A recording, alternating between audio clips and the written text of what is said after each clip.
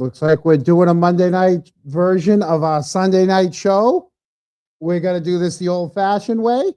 I got both co-hosts with me and maximum effort. Welcome to Canton Chronicle, the Monday version of Sunday show. You guys know me. I'm John Camo, also known by my Twitter name as Dixie Normus. And we also have Eric D and Boozy B with us. Hello, guys. Hey, John. Hi, Boozy. Hello, one, come all. Hello. Boozy's off screen because she's driving home. She's almost home, or she's in the driveway, but she's No still in the one's house. supposed to know. No one's supposed to know besides us. She's en route. She's en route. So tonight we're going to go through a few things that we're going to recap our weekend and last week, and recap some of the stuff that we've, at least that I've put out there on social media, actually, and some other stuff. But we're going to start with tonight. We're going to talk about our weekend. The yesterday, the Shorsey game, and we had our lucky winner, Dina Bellina, come meet us. We had to walk 3 blocks. We didn't have front row parking, but thanks, Eric, for parking us 3 blocks away. When we saw a parking spot open up right when we were almost to the rink. We saved $20. 3 blocks for $20. Would have been free. It would have been free if deal. you took that parking spot that guy was walking out of on that side street.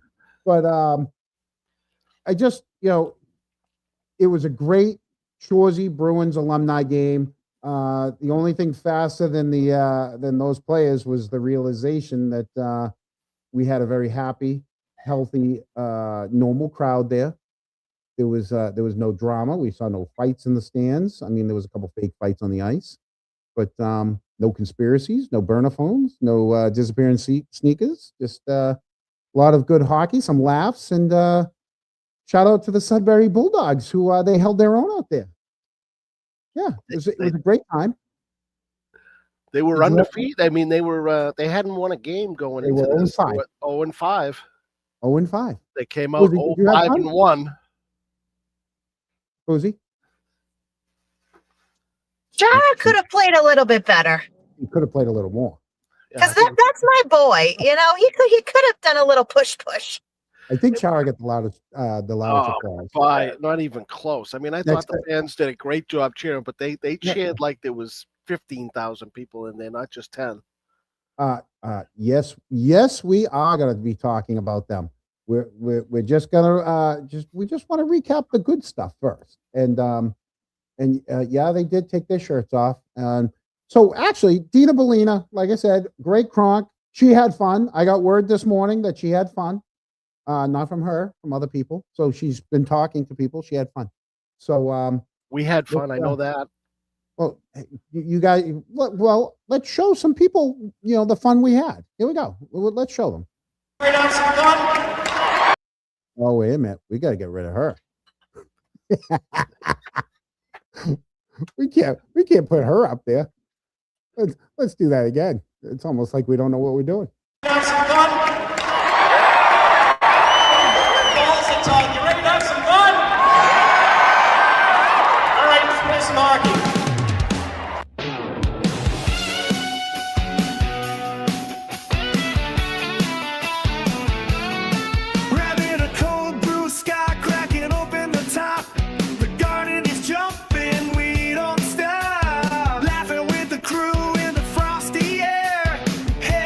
Seats like we just don't care. Clock hits 7, lights go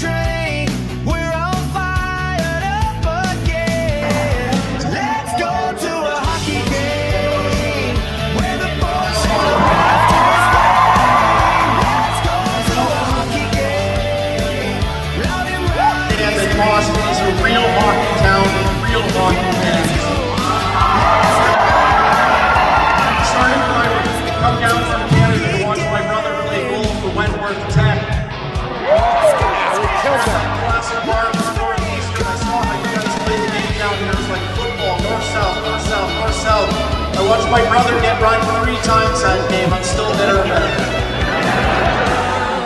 But my biggest lesson came in the year 2011 when I was living in Vancouver. But that's the year I got to watch what is, in my opinion, the greatest hockey team of this generation, the Stanley Cup winning 2011 Boston Bruins. Guys, this is our biggest show ever, 10,000 people. Thank you so much for coming out. There you go. That was a little bit of our day yesterday. John, I was sitting next to you, and when those guys took their shirts off, I know that you just wanted to lace them up, get on the garden ice, take your shirt off, do a couple of I sprints. almost ran down to the glass, and I was going to pull my shirt up and see if they were going to sign it. The Bulldogs stayed on the ice easily a half an hour, all around the rink, signing things for everybody. Yeah, it was really good. Hey, I want to give you another audible, Eric. Everybody in the chat has been mentioning this. I just want to put it out there that today would have been John's birthday. His 50th birthday. Yeah. So happy birthday in heaven to you, John. Hopefully justice is coming. I think it is. I really think justice is coming, John. So you're gonna have a good birthday one of these times. There you go. So we had a great time. Dina's in the chat. She had a good time. And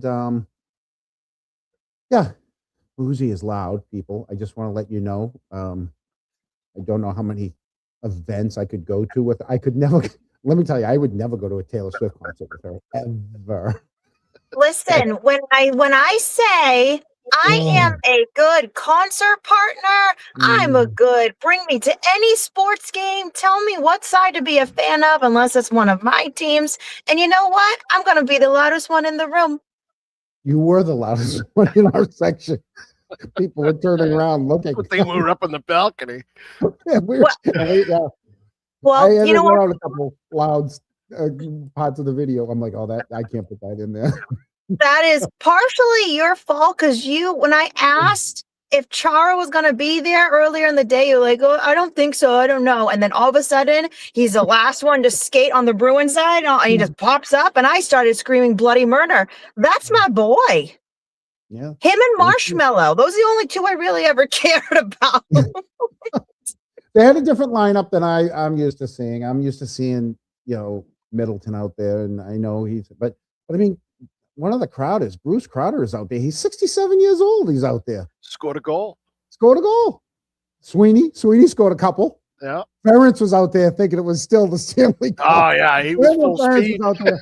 He was out there. I mean, he was. There was a couple that he sailed over the net. He hit the glass, and there's a couple times that I swear to God, he wants to score and skate around the rink and give the finger to the, like he did to the Canadians. But he was. I wanted to see. If anything, Ferentz was making up for Chara's lack of trying. Yeah, Ferentz was having a ball out there. He was loving it. Yeah, it would have been nice to see Chara tee one up from the blue line, but well, the goalies. So the goalies on the teams were fill-in goalies. Let's call it that. Couple of state troopers. Couple of state troopers played net for the Bruins, and I don't know who was the Bulldogs goalie. But I'll tell you, even though there was 28 goals between the two, I thought that goalies on both sides did pretty good. I went to the bathroom as soon as I had to stay for the national anthems. I never missed the national anthems, and I'm like, they're not gonna score right away. I literally run to the bathroom, and they scored 2 goals. Thank God they had flat screens in there. John, you got a little bit mad at me when during the Canadian national anthem. Yeah. Oh, Eric starts talking in the middle of the Canadian national anthem. I had to go all slapshot on him, trying to listen to the song. Almost had a tear in your eye. I did. You are not listening to the song. You are singing along. I do. It's all in tribute to my dad. So never miss that Canadian national anthem. It was a good rendition. Yeah. So, is this about the Bruins or about John O'Keefe's case? I don't mean to be rude. Just truly asking. because you're blonde. Okay. So there's different sections to the show. We try to make them like 15-minute sections. We started with what we did yesterday, which was we took one of our Bronx to the Bruins game. And then we were going to move on from that. So yeah, we have little sections. So it's not that you're blonde. Maybe you just aren't used to like us talking about other things because, we don't always talk about the case, but we are going to talk about some of the case tonight. You got to remember, it was very, very cool to meet one of our Kronks and enjoy the afternoon. Right. This story deserves 15 minutes or so. Katie, no, it's not rude. She asked a question. It was asked nicely. And I think I tried to answer it for her because, it could be my fault too, because in the promo for the show, we said that's what we were going to be talking about. You've got it in the opposite order. I probably have in the opposite order. So yeah. So that's me. Let alone the grammar. Buzzing, you know what, Buzzing? Buzzing, I miss you. Give us the agenda. We'll go easy on you. Now, I just wanted to say, you're never gonna guess what's parked next to me right now. A black Fusion with a Sadie hat in the back. A black Lexus LX 570. How's the tail light? Karen? Is it Karen? But I mean, I always say, I implore anyone, just talking about John O'Keefe's birthday, if you think John O'Keefe was hit by a vehicle, any vehicle, including Lucky's plow, I implore you to go to the back of your vehicle and whack your arm as hard as you can and see what happens. Yeah. See how you feel after that. Probably going to leave a bruise.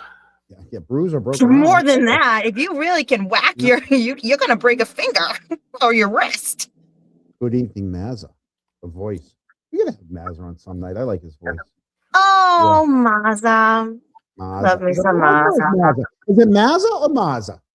I like Mazza because it sounds Italian. Mazza. Mazza. Is it Mazza? Is it Mazza? No, Is it Como or Como? Is it Como or Como?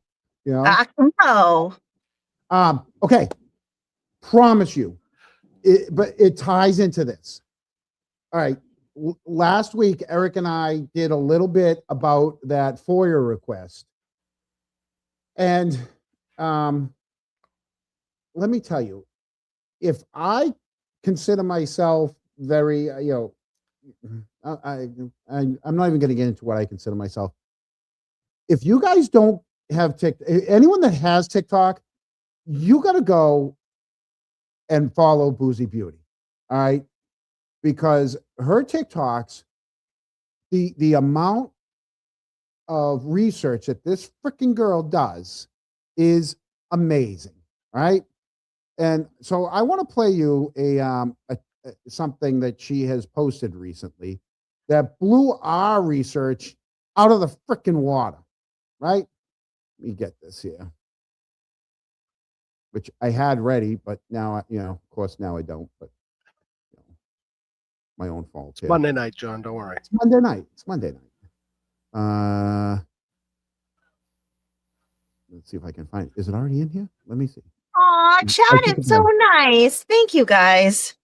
I took it down because I didn't want her to see that we were going to be doing it. It was going to be a surprise. It was a surprise, yeah. It was it was. Well, if we don't get to see it, I can say that I saw it and it was awesome.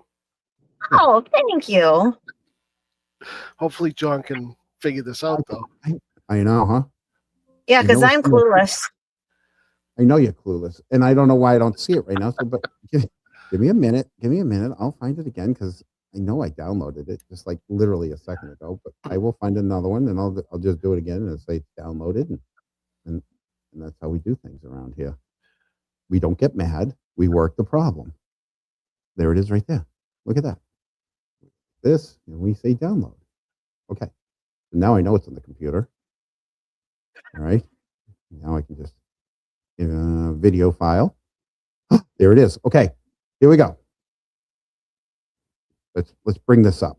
Up on 4 years of the murder of John O'Keefe, and we are still till this day learning new information about his murder investigation. There is new information that has just come out in regards to the Canton Police Department and specifically who was working at the Canton Sallyport the day John O'Keefe was murdered. Do you all remember when Kelly Dever said this? So when I saw that information, it made it clear to me that there was a distortion of the timeline, and the false memory I created, I provided in good faith, but I retracted immediately, being provided evidence that it was not possible.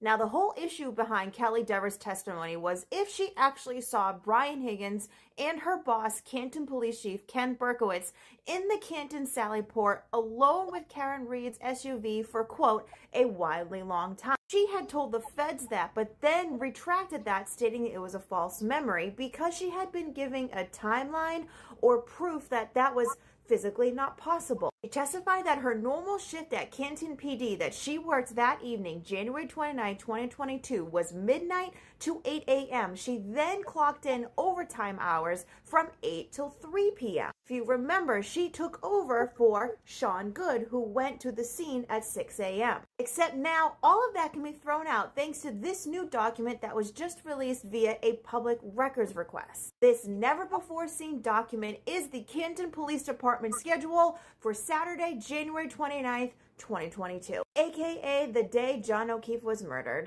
As you can see, the 4 names that were testified to of being on shift at that time frame, around the 6 a.m. time frame, is correct. We have Saraf, who went to the scene, Pasquarelli, who didn't, Kelly Dever, who took over for dispatch, and then Mulaney, who also went to the scene. What's incorrect is the sergeant. This should be listed as Sean Good, but it says Michael Chin, but like I said, it's supposed to be Sean Good. In fact, over on this side, it says employees off, and Sean Good was supposed to be taking a personal day. But then further down in the document, under miscellaneous, it says Sean Good worked overtime from 8 a.m. to 2 p.m. Going back up to the 8 a.m. to 4 p.m. shift, Kelly Dever is listed as working overtime. But something I have always speculated is that Kelly Dever potentially did stay later than 4 p.m. just to cover some odds and ends because Canton PD was an utter mess this day. You had every Dick, Larry, and Joe at Canton PD, as well as different officers just working regular patrol, and then on top of it, you also had officers at the scene of 34 Fairview. Officers' names from Canton PD that we still don't have clarification on, by the way. Some of you may be wondering, well, if Kelly Dever did do an extra hour or 2 of overtime to stay in dispatch while everyone else figured out what was going on at Canton PD, wouldn't it be listed here? And the answer is no. Case in point is the 8 a.m. to 4 p.m. Lieutenants Paul Gallagher. Paul Gallagher was at the scene of 34 Fairview at 7 a.m. and it's not listed as overtime. In fact, it's not listed on this miscellaneous overtime either. You also have Helena Rafferty listed as being done at 5:30, but she also was seen at the Sallyport after 5:30 p.m. around Karen Reed's Lexus. So my question is this: if this was the timeline and part of the documentation that Kelly Dever was testifying to, that, yep, she totally had a false memory, this never happened because these were the only shifts that she worked and she definitely left at 4 p.m. If this was the timeline and this is not correct, is it possible that Kelly Dever did in fact tell the feds the truth and then was threatened by her Boston police officer boss and then lied on the stand of the second Karen Reed criminal trial? Because something else to ponder about, Pasquarelli, who was working as a patrolman but did not go to the scene, as well as Saraf, logged in 1 extra hour of overtime that morning. So this timeline schedule document from January 29, 2022 is not in the least bit accurate whatsoever. And it really makes you wonder if something so important as the schedule of a murder investigation of the cops that were working that said investigation is not accurate, what else isn't coming out of Canton PD? Okay, I have a couple comments on that. First off, fucking amazing. Second off, somebody in the chat basically said they ordered everyone on overnight. So, well, that's what they said. But we just saw from Boozy's explanation, 2 of the 3 that were ordered on overnights just basically logged in the 1 hour of overtime. It was only Kelly Dever that stayed. So, yes, they did. I do know, because I remember when they said that about that, that was good. That said they kept everyone on overnights. So Dever stayed. When Boozy talked about Helena, I just went back about 10 minutes before the show. It was 5:40 when we see Helena grabbing a shovel and helping clean out in front of one of the bay doors. So she was there at 5:40. She put in until 5:30. She was still there at 5:40 with a shovel in her hand, or a squeegee, or some sort of hand tool. It's Seraph, not Seraph. It's called Avon, not Avon. Saran wrap. What? John, Just saran wrap. John, will Just say.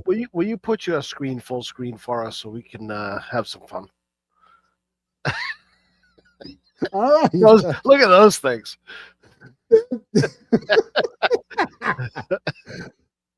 I was going to wear the green ones, but I was told to wear the clear one. So I'm wearing the clear one. Boozy, now's your time. Take your shot. You know where I got these? When we cleaned out my dead mother's apartment, we got a whole bunch of these cheetahs. They're all different. I got a whole bunch of different ones. I'm like, well, I'll take them. I need some cheetahs. So there you go. That's where I got them. These are only 1 1/4, 1.5. I think these are 1.5. So You read pretty well with them. yeah, they're not bad. The Boozy, you knocked that out of the park. I guess we should have waited for you when we did our breakdown of that sheet. The other thing he put in for Goody put in for overtime, and he put right next to it for writing his report. He stayed. I mean, we know he did other things, but basically his report writing is what he put in for his overtime. Yeah. Oh, and there was more that I was going to say in it, but TikTok, they don't like anything past 4 minutes. So I was like, I'm not going to say anything else. I think I said enough about that schedule paper. I know you didn't say shit show. There it is. There's that schedule. Well, the other thing, sorry. The other thing that I didn't get to mention was that Attorney Corey Hopkins had put in for a public records request for this information before. Yep. And I also think there was 2 other people as well that put in for something similar, and all of them were denied. And now all of a sudden, here we are months later, and this just gets dropped in someone's lap. How about the fact that when they had Kelly Dever stay for the day, they had 1 extra staffing level. They on the 8 to 4 that day, right? They had Angela, Eric Wade, Yeaton, Theodore, Clemus, Moriarty, and Dever. Dever on overtime, Clemus on overtime. Everybody else was in. So you had 2 people on overtime. You only needed 1. You had an extra person. Well, we also need to think of too, like, I'm always going to go back to this because I have always thought Dever stayed later.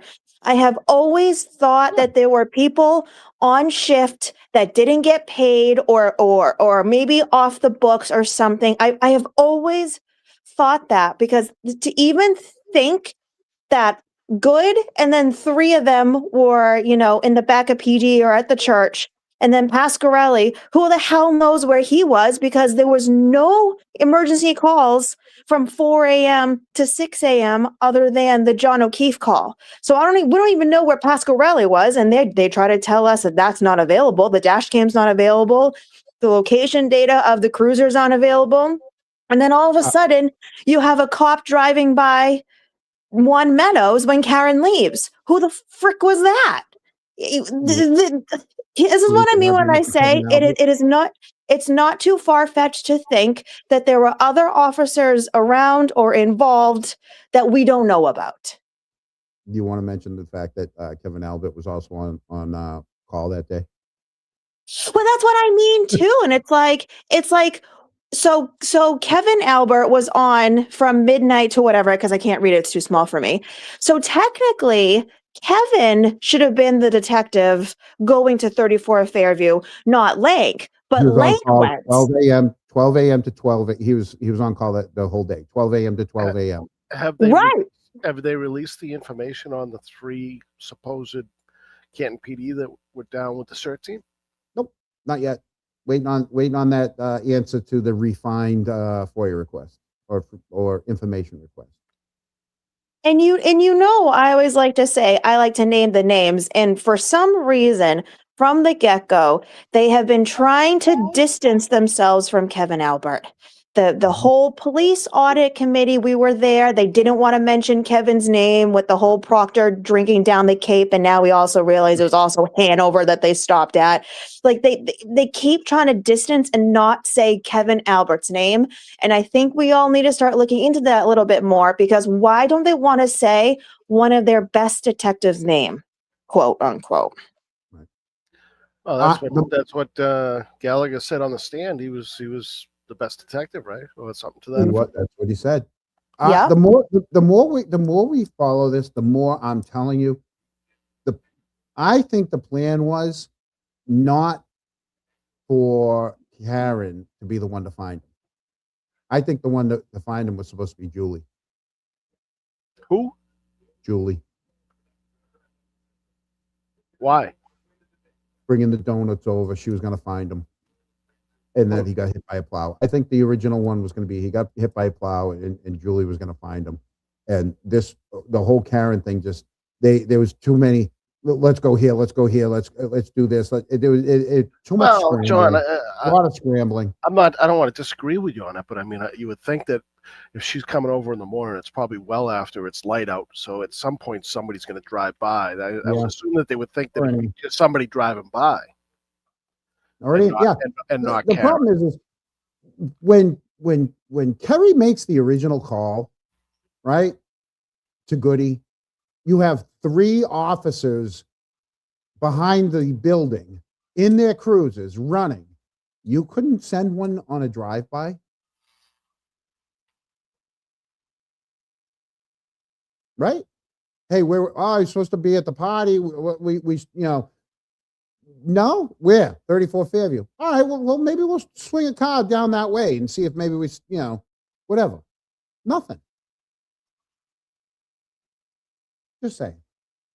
So I'm telling you, the more you start poking the holes, the more that it's going to come out. And I think we just need time. I think time is on our side. Obviously, following Karen's civil case is going to be very beneficial to getting more answers for Justice for John. It's going to be a slow feed of info, but the more you poke, the more the time that goes by, the better. Don't poke the bear. This could take years, though. It's going to. It's going to. It's going to. Yeah. You can't tell me we got to wait years to figure all this out. Unfortunately, when the system is against the people, this is what it takes. Yeah, Scotty. Yeah, you never know. I mean, we know that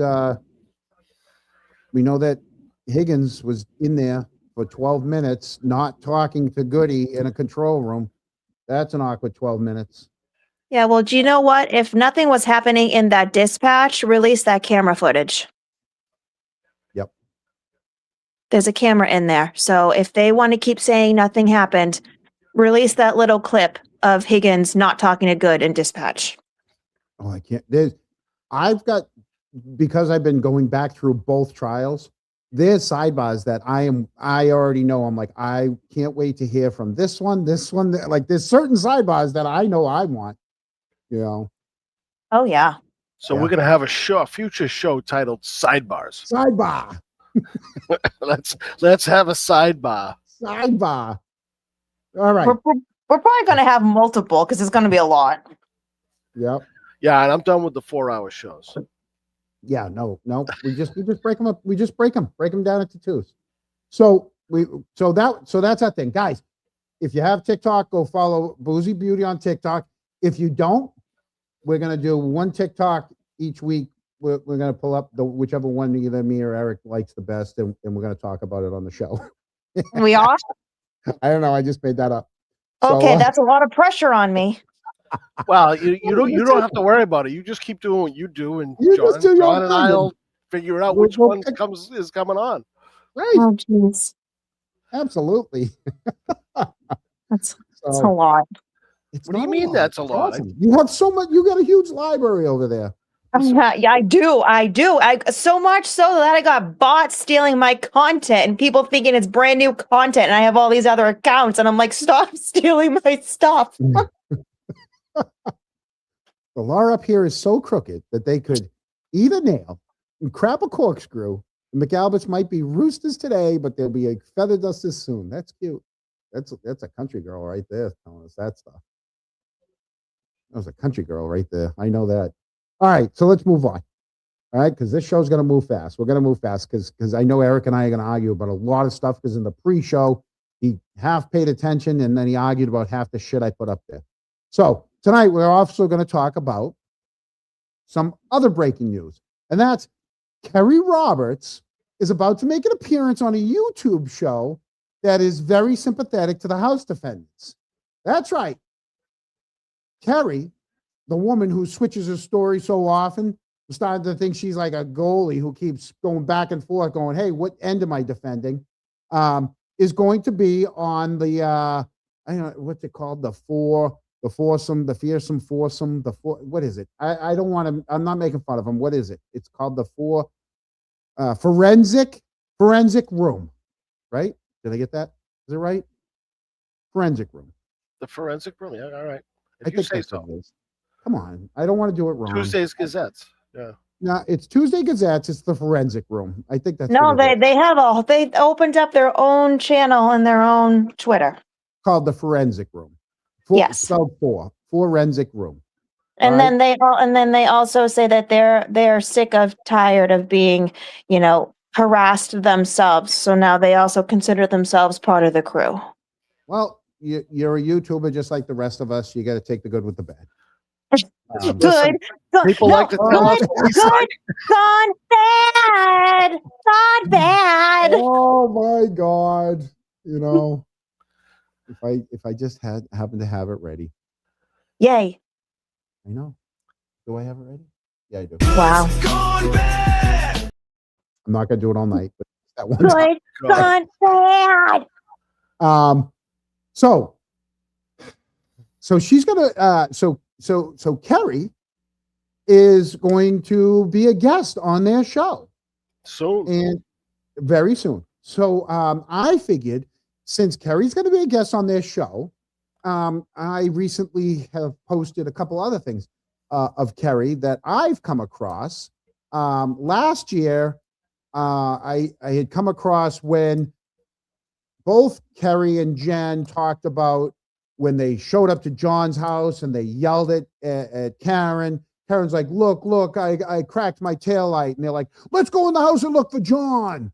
And then when they realized that the camera caught them not doing that, and there was no camera of them coming out, they changed their story to, oh, well, it must have been when we left the house. So you had two people with false memories of what happened there. And so I want to bring up Kerry's version of what happened when they found John. Okay. So before she comes on, in that red circle is going to be Kerry on the passenger side of her vehicle. Okay. And this is before the crew gets there.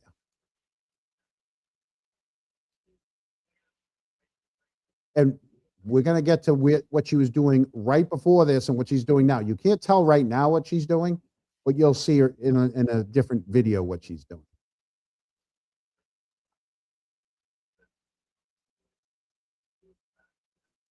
Yes, she's a talker. She's actually on the phone. But you see how she's getting further and further away. She keeps on, she's not standing there. Now in trial two, Brennan asks her, why were you standing there? And she said, I was standing there because I didn't know Karen. John, hold up a second. Yeah. I got a couple of people mentioning that there's something wrong with your mic. I don't hear anything wrong, but let's before we go too far, if your mic's not working that well, let's figure it out. Oh, how about now? Can we get a 1 if John's mic sounds good, and a 2 if he should try to How figure it out? about now? Can you hear me now? Was I yelling? I sound fine. We got some people sound fine. There you go. All right, we're good to go. Okay. All right. So in trial 2, Mullins can hear me just fine. She's We about got some 5 feet away. ones. She's about 5 feet. And DJ Atkins is here. And the Atkins diet. Well, this is important stuff, and I want to make sure that they I hear know. everything you're saying because you did They a say lot it of work. sound on this. muffled. Oh, it must be the bass. You want me to turn? You want me to Did turn bass that? it up a little bit, yeah. I did bass it up. That's all right. good, yeah. Is that better? I took the bass away. All right. Now a little more Peter Griffin. So Now the in tunes trial, not coming in. so in trial 2, Brennan asks her, "Why did you stand here?" And she said, "Because I didn't know Karen." Yeah, I took the bass away. They didn't like my bass. And so that's why she says he stood there. But if you keep watching, she gets further, and she's almost, by the time you'll watch, she's almost down to Cedar Crest in a couple of seconds. Watch this. Now, at some point, Mr. O'Keefe is taken from where he is by the paramedics to an ambulance, correct? Yes. And as he's being taken off the ground, what, if anything, did you observe in that area? His phone was under him, and it was grass. Now, as far as... Okay. So you see Katie McLaughlin heading over with the stretcher right now. They're right in front. Katie McLaughlin and the other firefighter. I forget his name. I had it written down earlier today, but right. And she's still, she's down by the driveway. She's down by the driveway right now. Yep. Here we go. The grass that you observed, how was that in relation to sort of the rest of the area where Mr. O'Keefe was? Everything else had snow.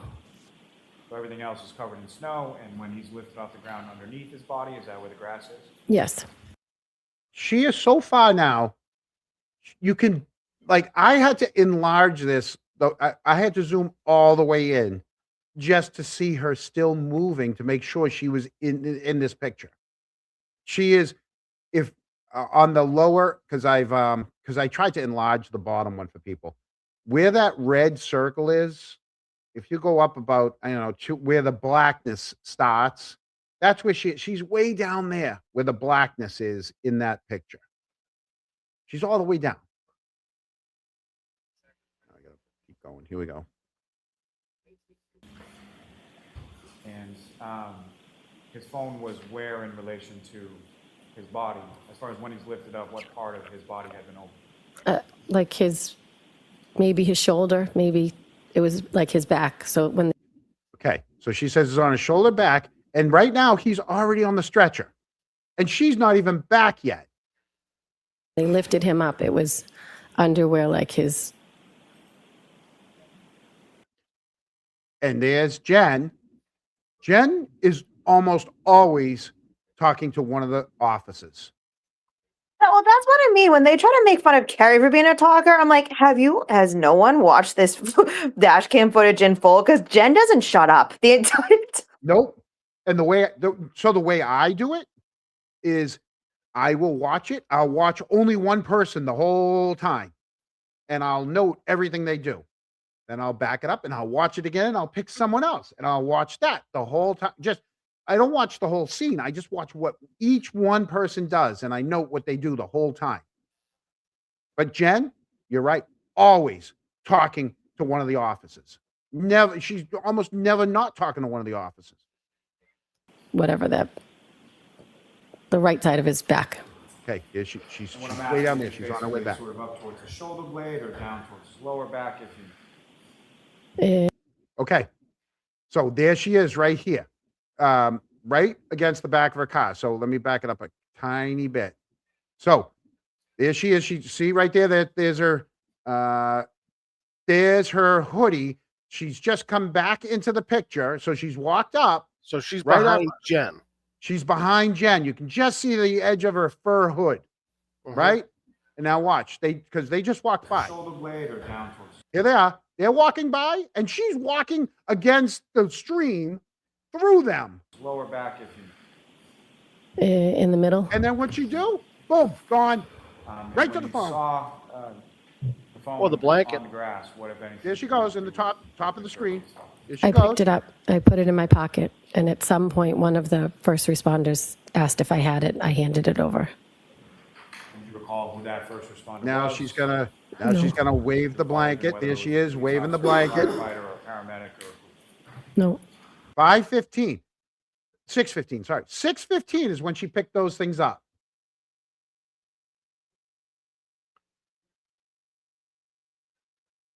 And goes back to the car and throws him into her.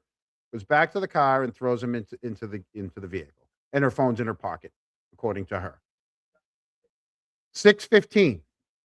I'm sure there's people like Sleuthy out there that knows all the movements of that phone, of John's phone.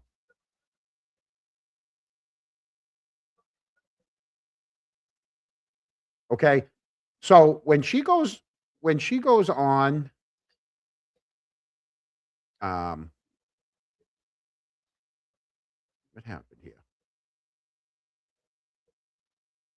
When she goes, when I feel like I'm in the forensic room, I messed up again. When she goes on that show, I hope they ask her, how did you see his phone from all the way down almost to Cedar Crest? You really think they're going to ask anything other than positive public relations, gaslighting bullshit? Let's be honest. Has anyone been mean to you? Tell me about your harassment and what you have endured.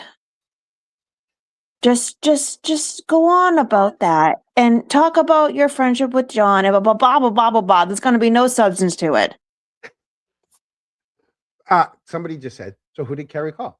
Well, we know that they have her phone, so I'm sure that they know who she called. It's not nefarious. She probably called people. Probably her husband. Probably her husband, right? And because he said she's high maintenance. Was that the one? Talker, but she probably checking in and saying, "Hey, this is what happened." Yeah. So that was Kerry's involvement in that part, and like I said, her testimony changes. So every time there's a trial, it's going to change again. We lost Eric without even telling us. He didn't even give us a heads up this time.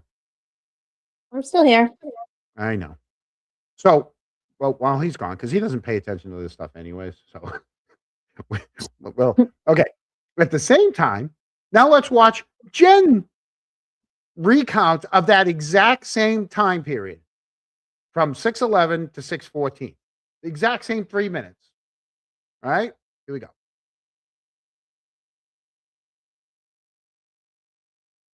Hers is more fun. Oh, wait, that's still, here we go. This is Jen. All right. And I found an unsung hero tonight that I'm going to have to highlight, which we have some good things, not Sean Good, but some good things that I'd like to point out a little bit later in the show that nobody's really talked about.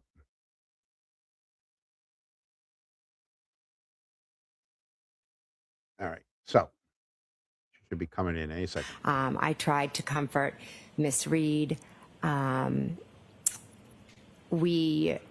one point, Miss Reed was very upset, and one of the officers thought it would be best if maybe she went and just sat in one of the cruisers for a little bit, because she was just doing a lot of screaming and yelling, and I think they were just trying to, get, work on John and make the scene a little less chaotic.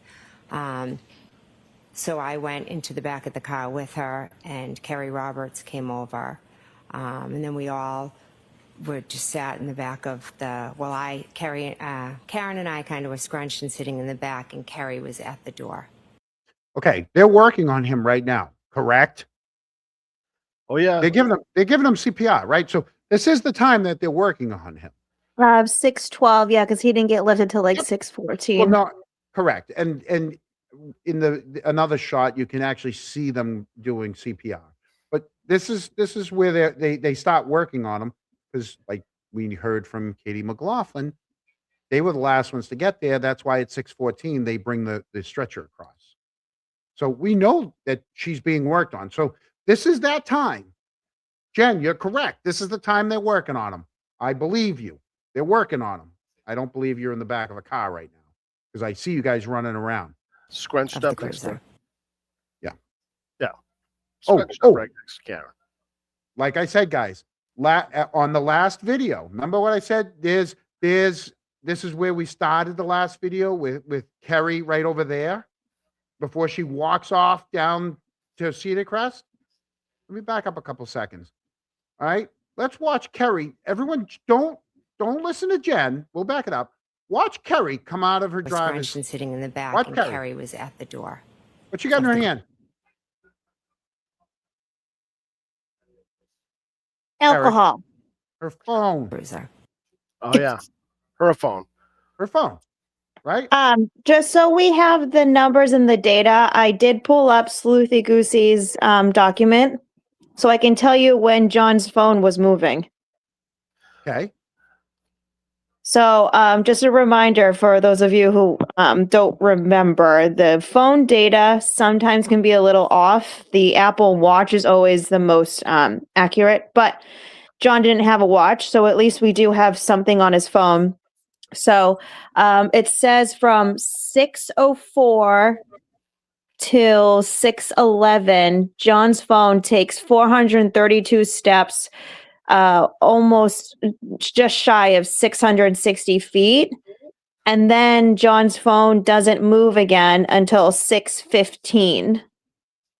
Okay, so if his phone doesn't move again until 6:15, and we're looking at Kerry moving, she just so doesn't you have have just so you have the exact number, it's 6:15 and 14 seconds. That's when she goes and picks it up again. And in the trial, they testified that CPR couldn't be why that phone was moving.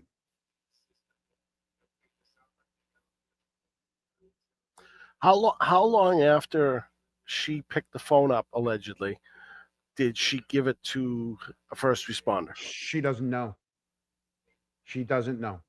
But if that's what this phone's saying, watch. We see her walk out of her car. We see her moving. So she doesn't have his phone at this moment because she's moving. And she's on her phone. Back, and Kerry was at the door. There she is with her phone. Cruiser. Right? There she is dialing.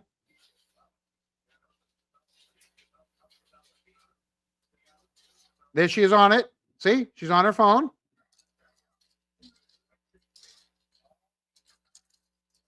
And then she disappears. All right. So that was the Kerry part of this video that that I want to add in. So let's go back. Let's go back just to the Jen part. Jen. Because they're in a cruiser right now. I tried to comfort Miss Reed. We at one point, Miss Reed was very upset.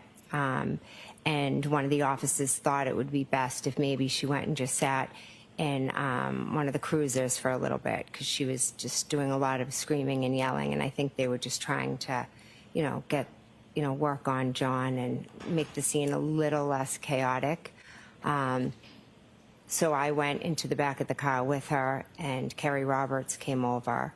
No. And then we Kerry all Roberts went down to Cedar were Crest. just sat in the back of the, Karen and I kind of were scrunched and sitting in the back, and Kerry was at the door of the cruiser. No. I never saw him sit scrunched in the back. Did you? I still don't see him scrunched in the back, but let's keep going. There's Kerry. Kerry's a talker. The only thing they got right was Jen was frantic. Jen was the only one all worried. The rest of them are all as calm as cucumbers and making calls and talking to cops. The only cruiser that they would have been able to even remotely get closest to the ambulance would have been Sean Good, and he doesn't pull up to like 616. Well, what about this one? What about Cruiser 683? No, 683 is She Sean was Good. crying. She Yeah, asked but if me they to got get in this in. one, you would have seen it shake. We held hands. No, they didn't. We prayed. They prayed. No, but this is what I mean when people don't look at like the actual photos that the next door neighbors took. The only cruiser that's remotely closest within earshot of the EMT, the ambulance, is Sean Goods.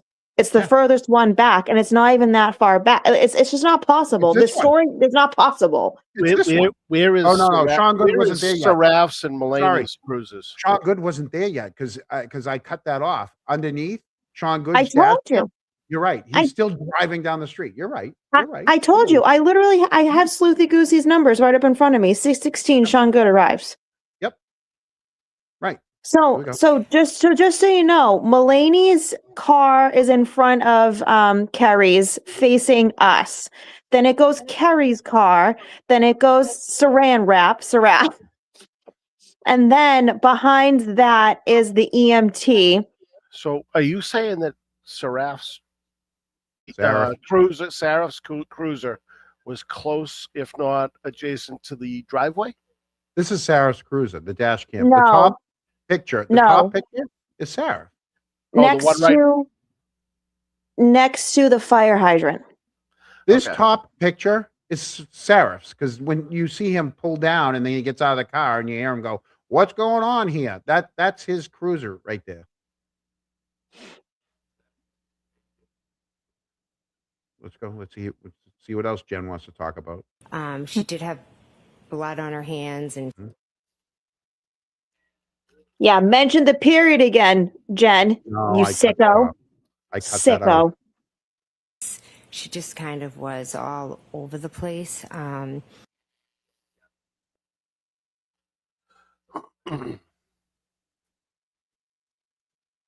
That's just trying to embarrass Karen. That's not even funny.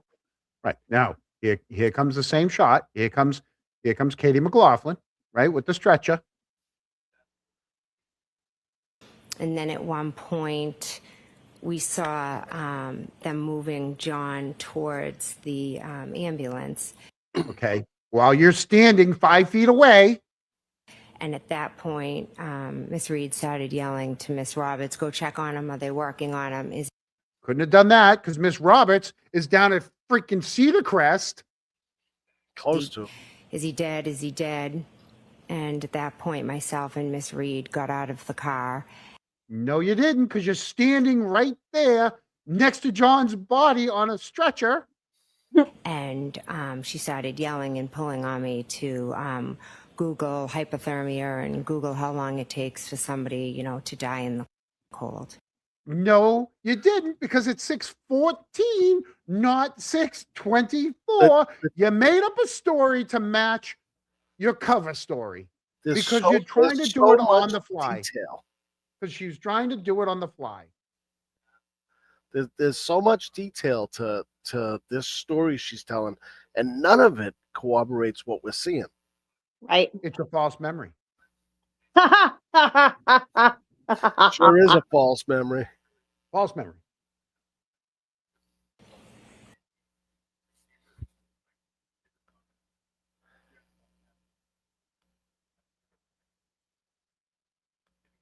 She never mentions calling Brian Albert.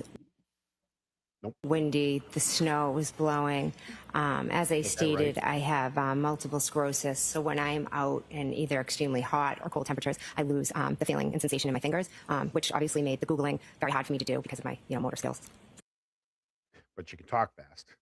So, but she never Googled right there while she was out in the snow.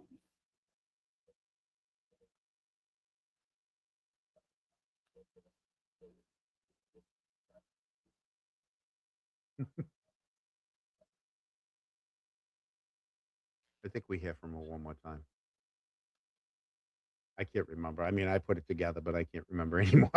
I've put so many of these together for her. There's Kerry with the blanket. Yep. And how about that?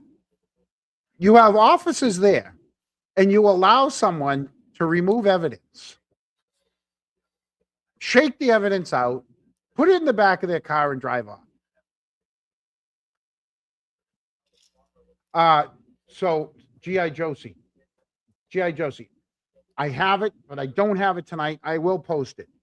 I do have it on the dash cam of exactly when Matt comes down, or a vehicle that would come down at the same time Matt's talking about. So that's why I think it's Matt's vehicle. That, like, so if we were looking out this dash cam right now, I got to enlarge it for a minute. Where this officer is, about 3 inches to the left of his shoulder, I have a video that shows headlights coming down and turning, and it's before Kerry leaves, and it's around like I want to say it's like 6:37, 6:38, somewhere around there, maybe 6:40. It would be right around the time that he said he saw all these things, and that's when he showed up. We just don't have it on the show for tonight, but I did see it on the dash cam. So yeah, Josie, we do have Matt's headlights, but it's not at this time. It's still too early. It is a little later when we see the headlights come down, and we're going to get into that because we are going to talk about Matt, and so we're going to talk about it tonight, even though I don't have that those headlights. Jen called Matt McCabe at 6:35:03. Jen walked in the front door at 6:34.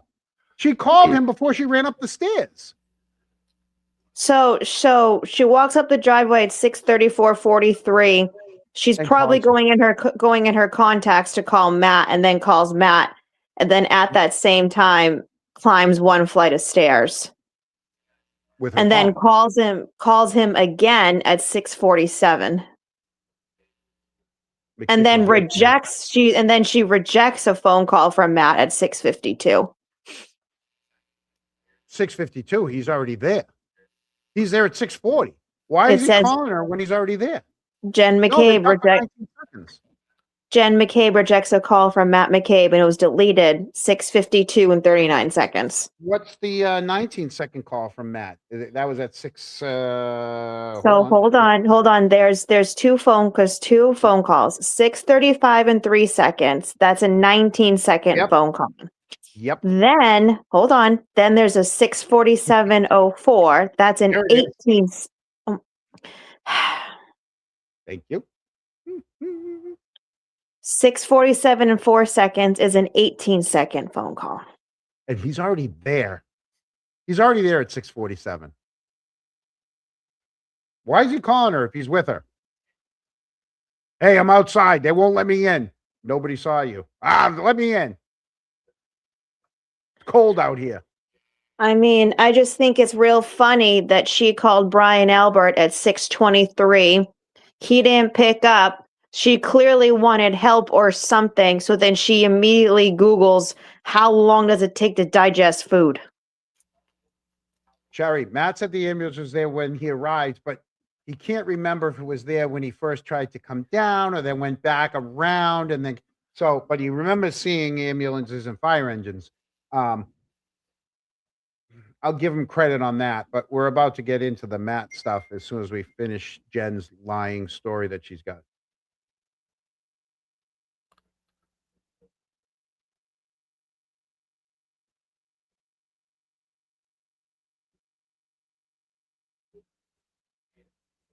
Yeah, maybe I don't have any more. Maybe I just did let it play.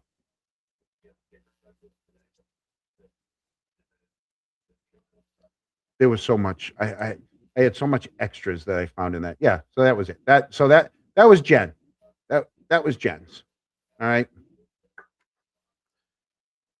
And I just want to say this about recognizing pattern behavior, and this is the reason why time is on our side, because the longer the time happens, the more things are going to start to come out. So when Jen was doing her Google searches at 6:23, 6:23, 6:24, remember how she did like 3 different versions of How Long to Die in the Cold? Mm-hmm. So I don't know how many of you You guys. mean the spelling versions? So it was How Long to Digest Food, How Long TI Die and CIKD, and then How Long to Die in Cold. Yeah. So if you're gathering data, it seems like this is on par for Jen McCabe, because there's been other text messages in regards to other instances with other individuals where she has a habit of trying to correct herself, and she'll continually correct herself until she gets it correct. There was one instance when she was talking about Southie, and she wrote South, and then she wrote again, and then so she goes Southie. So this is very on par for her to continually correct herself in text until it's what she wants. You know what else needs correcting? What? A certain basketball team's offense. Okay, don't. Yeah, Sorry. don't. John, this is where we went off the rails before the show. I know. I told you I was going to get one in. Just stop it. Mm-mm. Defense was pretty good. It was the offense. All right, moving on. All right. You know, I guess. Huh? Nothing. What? You know. Yeah. Okay. Yes. So, meanwhile, while these two ladies are watching from Cedar Crest and are sitting in the back of a cruiser, Matt's putting on his pants. All right, let's watch Matt put on his pants. Okay, let's not watch him put on his pants. Let's hear about him put on his pants. My wife proceeded downstairs. I remained in the bedroom. While I was getting dressed, I put my jeans on. My wife went downstairs. She was going to make a coffee. My wife and I were proceeding to leave. We were going to leave our house and make a drive to the house of the gentleman that my wife was calling, that we possibly thought John could have met up with. I then heard. Okay. He puts his jeans on. Jen goes downstairs to put on a pot of coffee. Right? Yeah. And they were going to go somewhere to where they thought John was. So he was all ready to go with his wife somewhere. I mean, he had his pants on. He had his jeans on. Him and his wife were going to go out. They were going to have their coffee first. You know, best part of waking up is Folgers in your cup. You know? You think Jen makes coffee? You think they have a Keurig? What do you think? Is it a Keurig? They're not brewing a pot. This is it. This is one of those Keurigs. They might have a Brewville at home, you know. Grind up the beans. Jen at the kitchen sink with the little kettle, filling it up, putting it on the stove, waiting for that thing to whistle. I'm sorry. If you live in a house like that and you get to have the privilege of being a stay-at-home mom in this economy, you have a full-fledged coffee station. Okay, you better with that kind of a house. Okay, so she's not using the stove. No. No, there's no instant coffee going on there. No instant. Okay, so she's downstairs making coffee, and he's got his jeans on. And let's see what happens. Yelling out in my front yard. And I told my wife to please tell her to shut up. She's going to wake up the whole neighborhood. So if he's up in his bedroom and somebody's screaming in his front yard, is he screaming from the bedroom downstairs to the kitchen? He stood at the top of the stairs, John. Well, we're going to hear in a minute. He never left his bedroom. But I'm just telling you, okay? And if he's screaming downstairs to his wife, tell her to shut up. She's going to wake the neighborhood. They didn't wake Allie up? No, fuck. Allie was out all night driving people around. She was dead asleep. Out cold. She was up all night. Hold on. Let's see how long it takes. He's probably got his socks on by now. I don't know if she got all the way to my doorway or my wife walked out, but my wife had said. How does he know what his wife said if he's still in the bedroom? I was actually relieved because I was like, not thinking what happened to John happened to John. I was just thinking he was on somebody's couch. So I was like, good, I'm not going to look for him, thinking my wife was going to go. My wife said she is going to go with Karen to go find John. What a nice guy. Back to bed. Hey, I'm safe. Fuck this. Honey, you go. I ain't going out there. It's cold. Hey, while you're out, you think you could shovel the driveway for me? Oh, he so he can hear their conversation. He doesn't know if she made it to the front door, but he knows what the conversation is. Well, he knows that Karen was loud. Karen's loud, screaming in the yard. Hey, this is. I'm telling you, if who was that? Oh, nothing. My speakers are falling apart here. Jen's Kerry's a talker, and Karen was loud. Karen's loud, and Jen's the peacemaker. She's the barista. Jen's a barista. Jen's a barista on the side. I mean, she has worked in the kitchens before at the school, right? Hasn't she? No, that's Coco. Coco's the school cafeteria girl. The issue is how is he not yelling through that house? I did not go outside. I did look out the blinds of my bedroom window, which is the closest to the driveway. Yeah. I had mentioned to my wife before she was leaving the house that the No, I'll allow this. That- What were your concerns? I keep thinking back to when he's like yelling at her to shut. Can you tell her to shut up? I should have put the Archie bunker right in there, right there. Shut up, I think you. Bev wanted to hear more. You know. Can I- You know. Go ahead. Can I just say, after watching, bits and pieces of the Brian Walsh case, it is so nice to not have Beverly Cannoni. Like, I really try not to be very rude to her, but she, compared to all the other judges, oh my God, it's such a breath of fresh air not having to listen to the sigh. You're saying Auntie Bev's not a skilled judge? I'm not saying that. I'm just saying I don't know why she throws temper tantrums on the stand. Hey, for the record, I want to say for the record, I did not pause this at that point on purpose. The look on his the Okay. side profile. So Tuesday Gazette, I didn't do this on purpose. Yeah. That's okay, John. You can do that. I didn't do this on purpose. Poor guy just lost a chin. My concerns were she was going to be driving with Miss Reed in their vehicle, in Miss Reed's vehicle, and my concerns were that she had a broken taillight.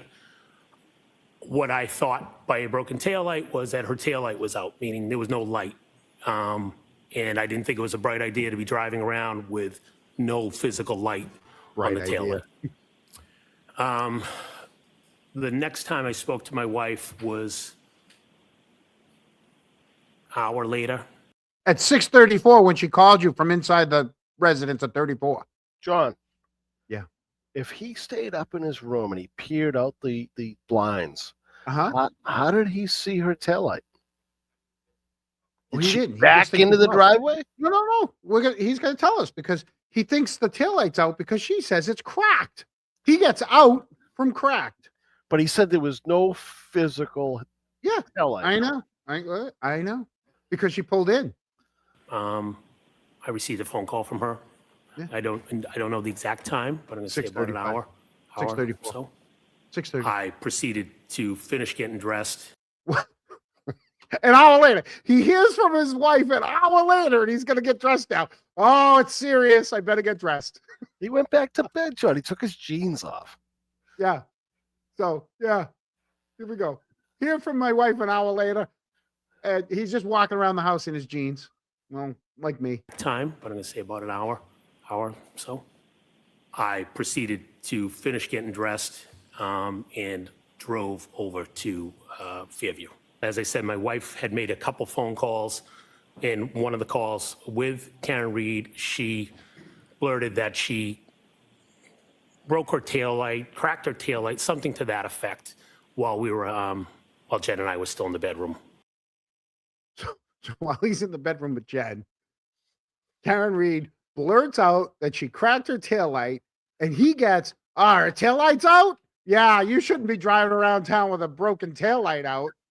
So Karen yelled from outside that I broke my taillight, and they discussed on the it in phone. their room. No, on the phone. Okay. So Karen calls his wife while they're in bed. Okay. Literally, this is what he just said. Hold on. So Cracked her taillight, something to that. wait. While she's on the phone, while we're in the bedroom together. She. A little bit further. The calls with Karen Reed, she blurted that she broke her taillight, cracked her taillight, something to that effect. Oh, wait. I like calls in to Fairview. As I said, my wife had made a couple phone calls. In one of the calls with Karen Reed, she blurted that she broke her taillight, cracked her taillight, something to that effect. So, hold on a while second. we were, while Jen and I were still in the bedroom. There you go. John, Yeah. based on what I remember, Karen pulls out of the garage at the house and backs into John's car. Yeah. But she never gets out and looks at the taillight to see if there's any damage. At that point, I would assume that she just thought she tapped the car and left. You telling me What's the very, very, very first time we learn anybody knows Karen's taillight's broken? I don't know. You know? Now that's something I gotta look at. Well, I guess what I'm saying. saying, though, John, is are you telling me that she made a phone call while she was on her way over to the McCabe's house and said, I broke my taillight? She had no That's what he idea just she said. broke her taillight. I heard that it was in the drive. So Kerry says it was in the driveway. Yeah, Kerry and Jen, especially for trial one, both said that it happened in John's driveway when they were first getting out of the vehicle. But then that's when they showed Kerry the footage, and Kerry's like, well, it must have been afterwards then, and that footage is missing. Correct. I remember making a whole thing on that. I zoomed in on it and everything. I did the exact same thing as this. I overlaid them over the footage, and I'm like, well, that didn't happen. So then they're like you said. So then they changed the story. Now in trial 2, they've changed it from John's house to Jen's house, to Jen's driveway. No, but this is still trial 1. Matt only testified trial 1. No, I know. No, what I'm saying is in trial 2, they say that when in trial 2, Kerry testifies that Karen told her in Jen's driveway.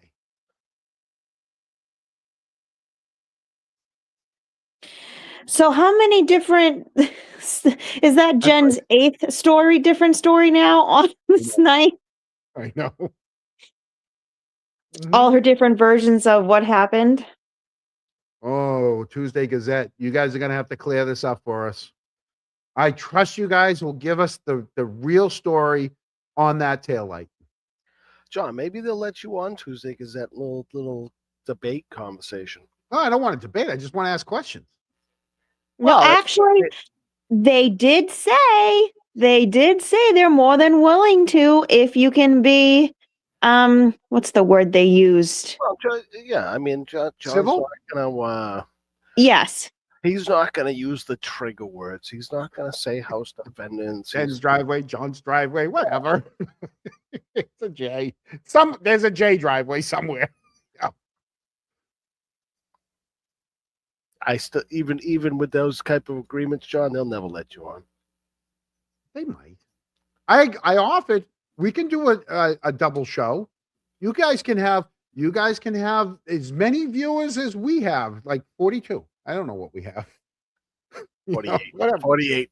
48. You guys we'll double the viewers. We'll have 48 and 48, 96. Holy crap, I got that off the top of my head, didn't I? Wow. Well, you do count rocks. I do count rocks every day. Yeah. Over at Flint Rock. Yeah, so we gotta find the very, very, very, very first mention of that taillight. Let's just ask Matt. Yeah. Well, he found out in the bedroom. I love that. Yeah. It's right here. It's right here at the end. While we were, while Jen and I were still in the bedroom. Right? Yeah, right there. So together. Yeah. Oh my God, Diane McGee. We got a couple thank yous we're gonna do later in a couple minutes. Oh, I love this. One more time. While Jen and I were still in the bedroom, and she was on the phone. She was on the phone. There you go. So that's how we found out that the taillight was cracked and he thought it was out. And you guys shouldn't be driving around. I only have my jeans on. I don't have my shirt on or my socks. So why don't you guys go out without me and call me in an hour? I should have the rest of my clothes on. Coffee should be ready, and then I'll head out. What a man. What a man. He's so good. He is so good to his wife. Oh, you go. You go, Matt. John, it's cold up. He was very nice to me, I will say. Yeah. He said hi. He was very nice to me. Okay, I want to bring up an unsung hero that I found in all this. Let me pull this up. Her that's. Oh, let me pull this one up too first. Let's do a little Lanka for a minute, right? Hopefully this is the right one. I don't know if this one is. Sergeant Good and I observed that there was now a light on in the house of 34 Fairview, and we made the decision to then go in and speak with the homeowners. That was 5 minutes after she went in the house. Jen went in the house, calls Matt, runs upstairs. 5 minutes later, a light comes on at the front porch, but then they all come down the stairs together to make their grand entrance to Lanka, who's at the front, who's already inside the front door. But hold on, remember, it was Albert that was the on-call detective at that time. Yep.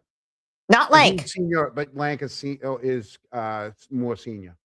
It doesn't matter. It's supposed to be the on-call. That's not how policing works. You just don't frickin' go because you want to go.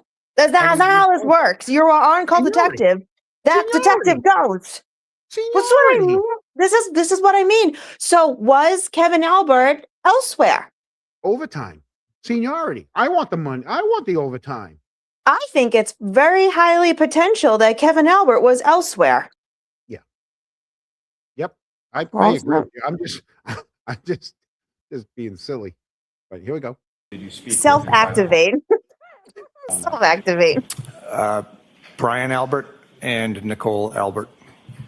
Mm-hmm. Where did they go once you opened the door? So he came in the house, and I believe around the same time Jennifer's husband, Matt, had come. Okay. So that means,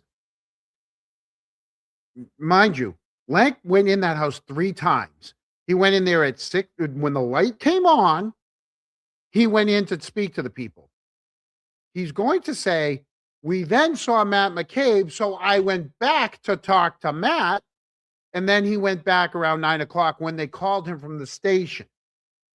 But these people all want to say that Jen McCabe's husband's there at the same time as him right off the bat. I assume she had called him or whatever. So it was me, Brian, and Jen and Matt, and Officer Lang said, can I come in? Can I talk to you guys? And we said, sure, absolutely. He came in, we sat at the table, and he was just kind of asking us all, okay, where were you? Right? She didn't say he came in and talked to us, and then he came back and talked to me. He said, can I come in and talk to you all? And we sat at the kitchen table, and he talked to us.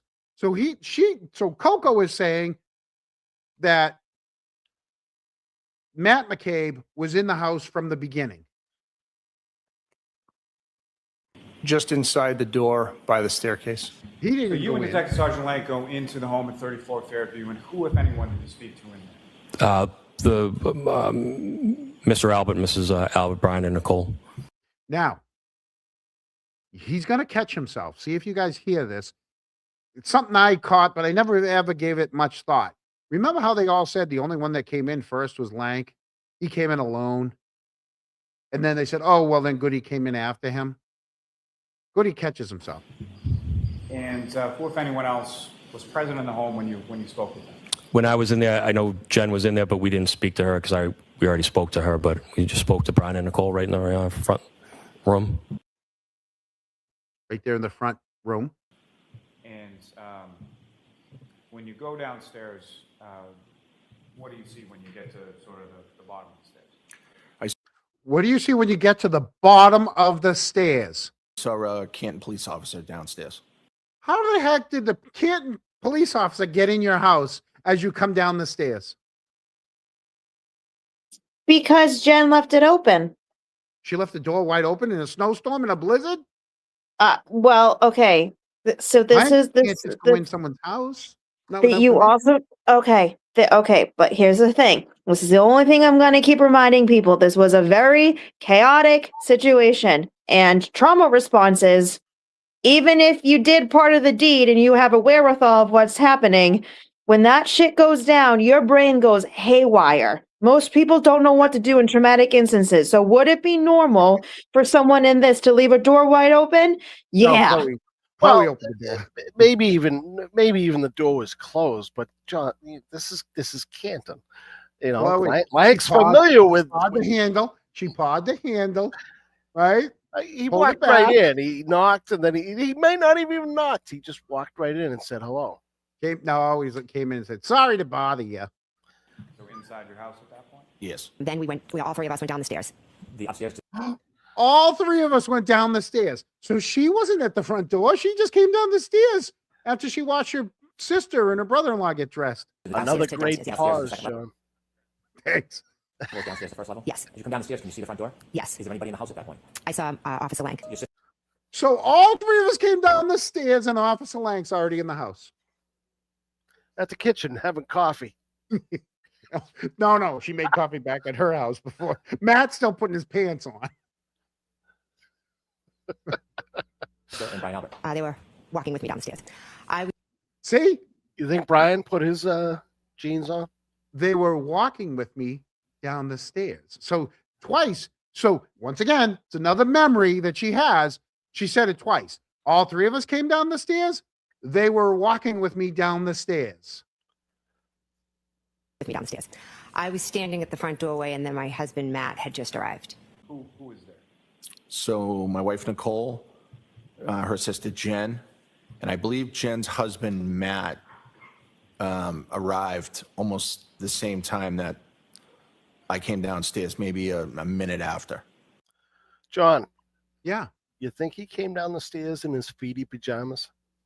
It's flannels. It was January. Feety flannels. It's flannels. Yeah. I keep trying to. That's not the one I wanted, but it worked. I'm trying to find the one. Maybe. Hold on. It might be this one. Wait a minute. Let's see if it's this one. Sorry. And I parked the car. Oh yeah. Okay. Hold on. It's this one. Okay. So Fairview, and I parked the car along the side of the road because there was another vehicle in front of me. I believe the other vehicle might have been blocking the driveway, but there was another vehicle right on the side of the road as well. It was a.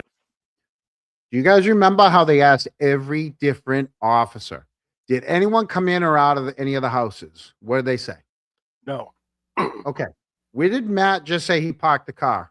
In front of the house. But Not in the driveway because there was Not a in the car blocking the driveway, driveway, yeah. right? exactly. Parked on the side of the street because there was a car blocking the driveway. I believe the other vehicle might have been blocking the driveway, but there was another vehicle right on the side of the road as well. It ended up being Kerry Roberts' vehicle was parked as I was at the driveway. Okay. I then proceeded to the front door of 34 Fairview. And When you got inside, who, if anyone, was inside when you got?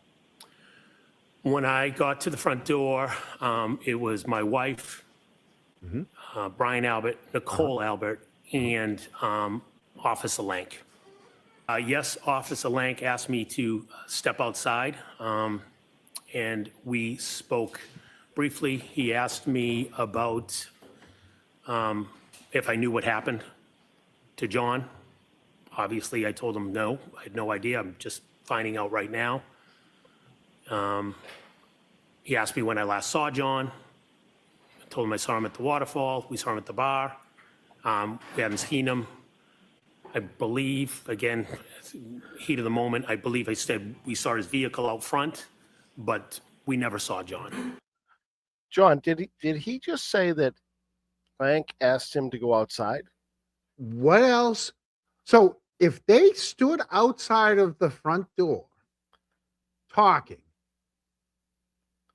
what would have picked them up talking?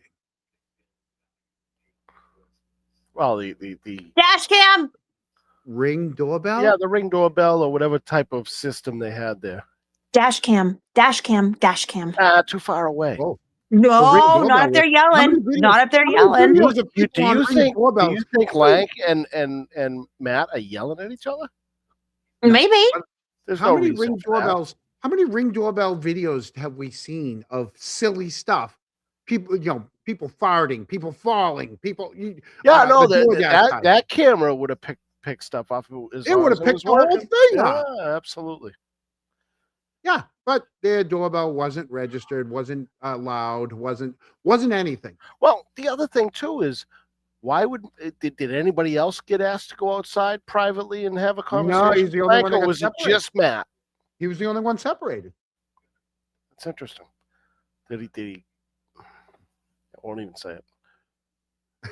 Was he like a suspect? I don't know. Matthew McCabe arrived just a couple of minutes after I had walked out of the house the first time. What? You were in there for 20 minutes. From after you saw the lights on. So remember, we saw the lights on the other video.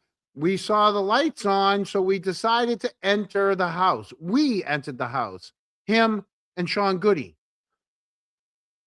Now they went out, and now they saw Matt show up.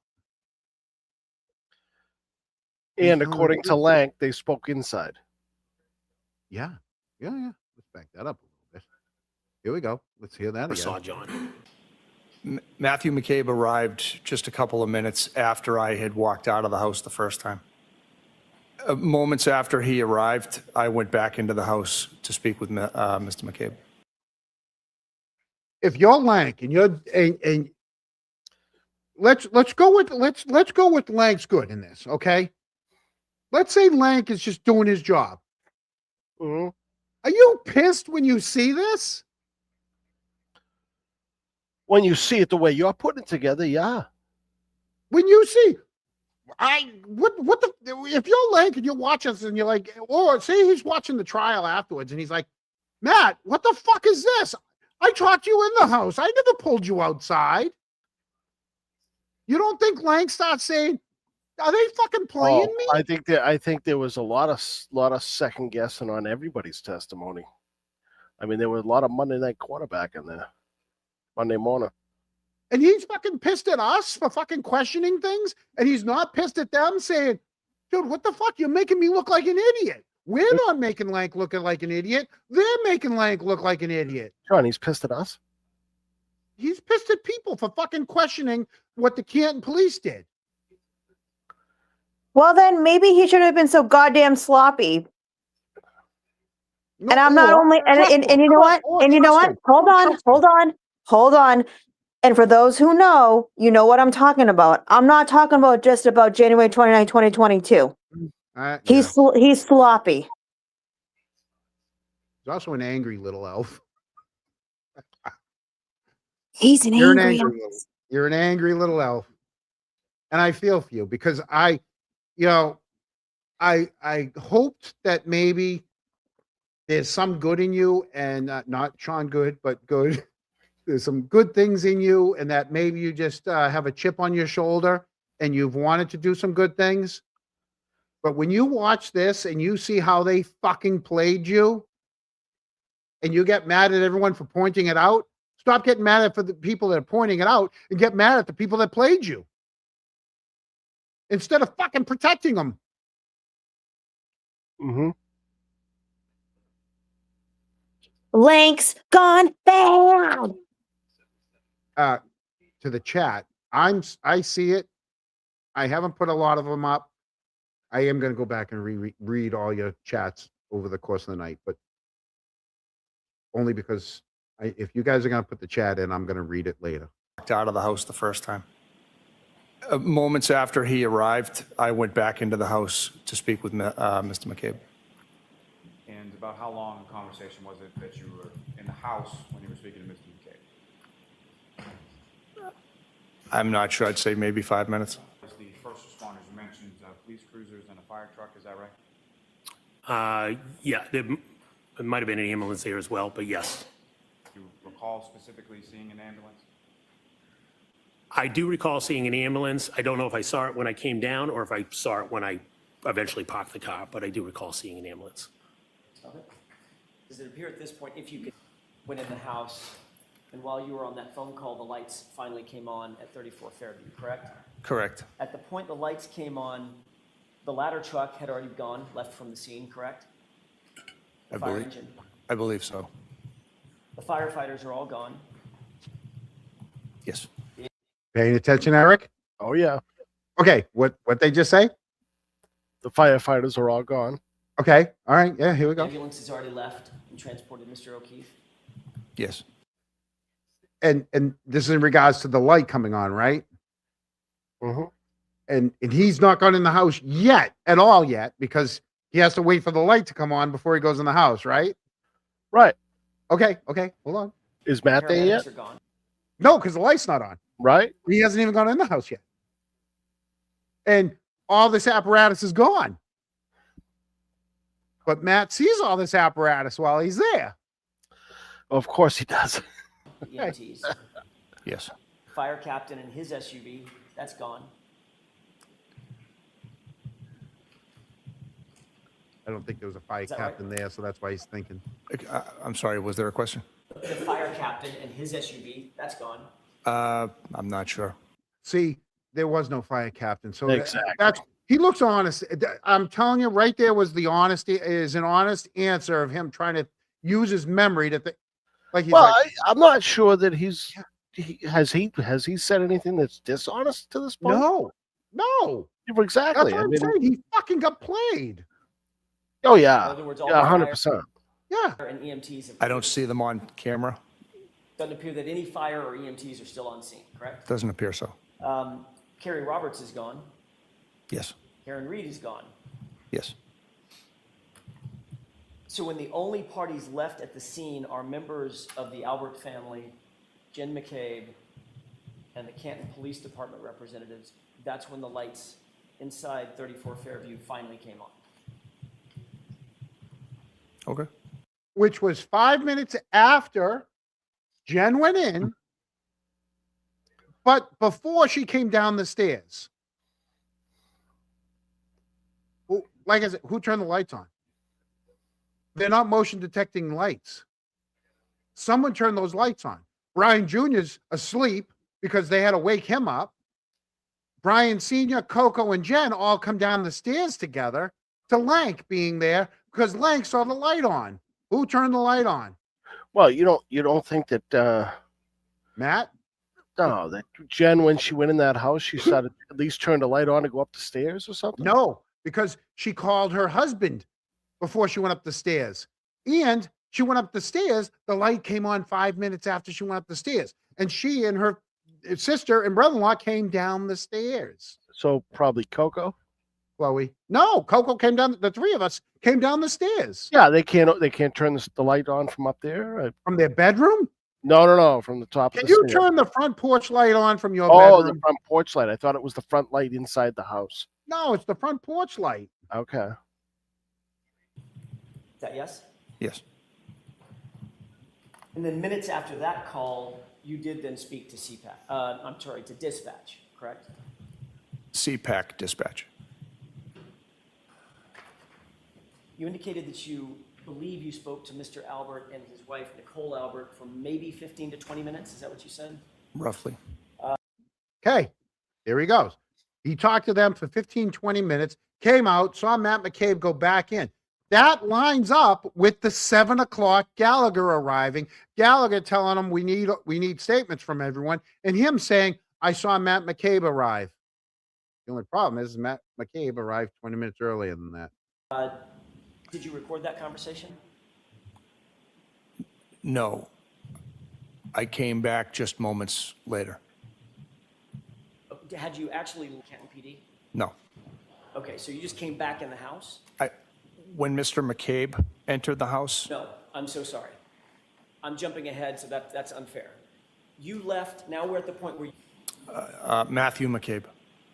And when was it that Matthew McCabe arrived in relation to your arrival and when you spoke to the other people? Matthew McCabe arrived just a couple of minutes after I had walked out of the house the first time.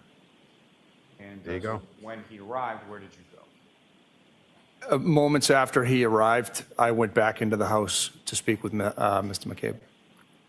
And about how long a conversation was it that you were in the house when you were speaking to Mr. McCabe? I'm not sure. I'd say maybe 5 minutes. And about how long a conversation was it that you were in the house when you were speaking to Mr. McCabe? I'm not sure. I'd say maybe 5 minutes. And over the course of how many people did you observe sort of come out of their house at any point in time that you were there? I didn't observe anybody ever come out of their house. If nobody came out of the house, how did Matt McCabe's vehicle get from being on the street to in the driveway when Gallagher told everybody to move the cars so I could take pictures?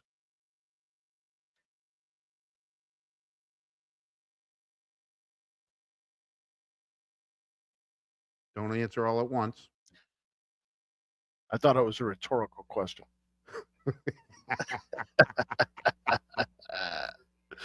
Gallagher shows up at 7 and says, we need statements from everyone. Well, Lank's already been there twice and got statements. Okay, we need to move all vehicles out of here so I can get pictures. Nobody comes or goes. All right. Who put Matt's vehicle into the driveway? When was it put into the driveway? Obviously, it was before 7 o'clock, before the picture was taken, because he took the picture at 7. And then who let Higgins into the crime scene and into the house? Because you had people at both ends. What time did the donuts show up? 8:30. All right, so now another hour. Yeah. Yeah. Yeah. And now let me see if I can finally freaking download that one good thing that GOOD, good thing that I saw today that I really want to emphasize. I thought that was Boozy's TikTok.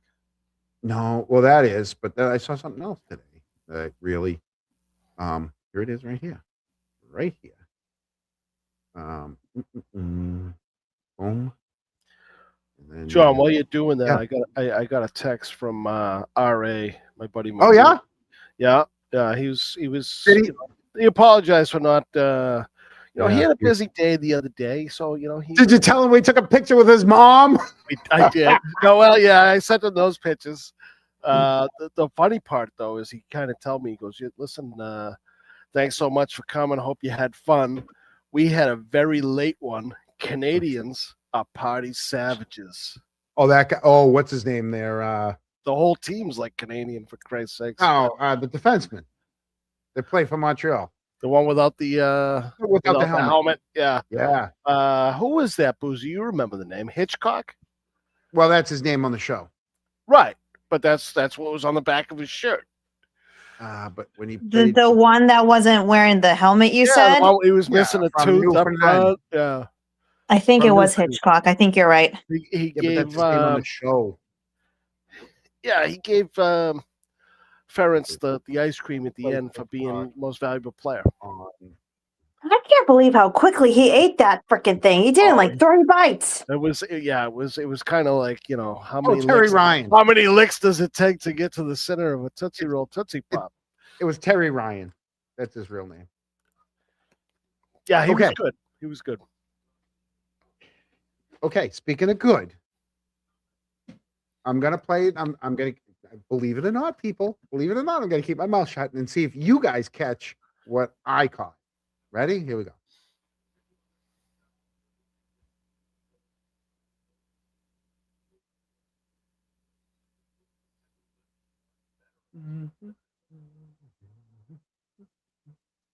Can you try to figure out what happened? And he I'm just gonna mute that right now.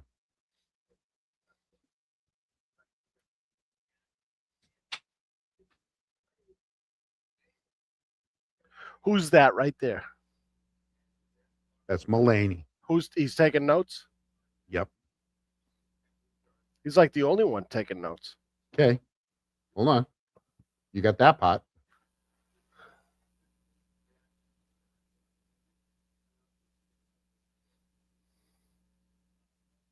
Is Jen talking?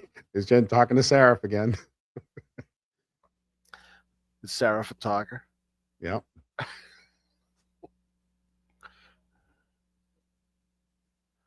It's not Saraf. It's not Saraf, but there's Jen doing all the talking.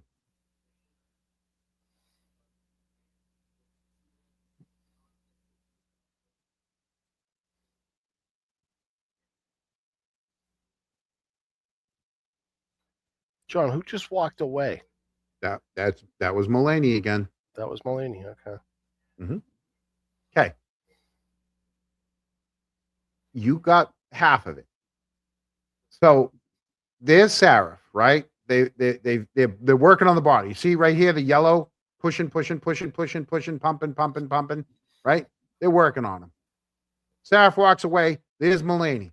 Mulaney stands right there, just right off the side. They're still pumping on him, right? He's on the gurney, on the stretcher. They're still pumping. He's still watching, right? Like you just said, he takes out his little notepad, writes down some note, and there goes Kerry. There goes Kerry to go pick up the phone and the blanket, right? And then he walks over because Karen's talking to Sarah now. He goes over and stands next to Sarah. He sees and hears everything. He paid attention. He took a couple notes.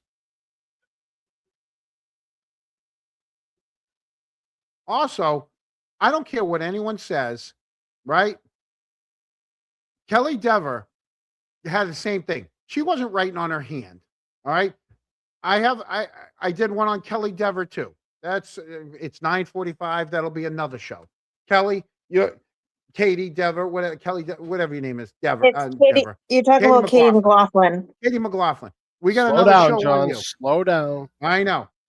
She got me all heated up again because she's back driving, and I get it. She wasn't writing on her hand like everyone says. That was another excuse because they got caught and they changed the narrative because they didn't want to show the notes. All right. She had a notepad.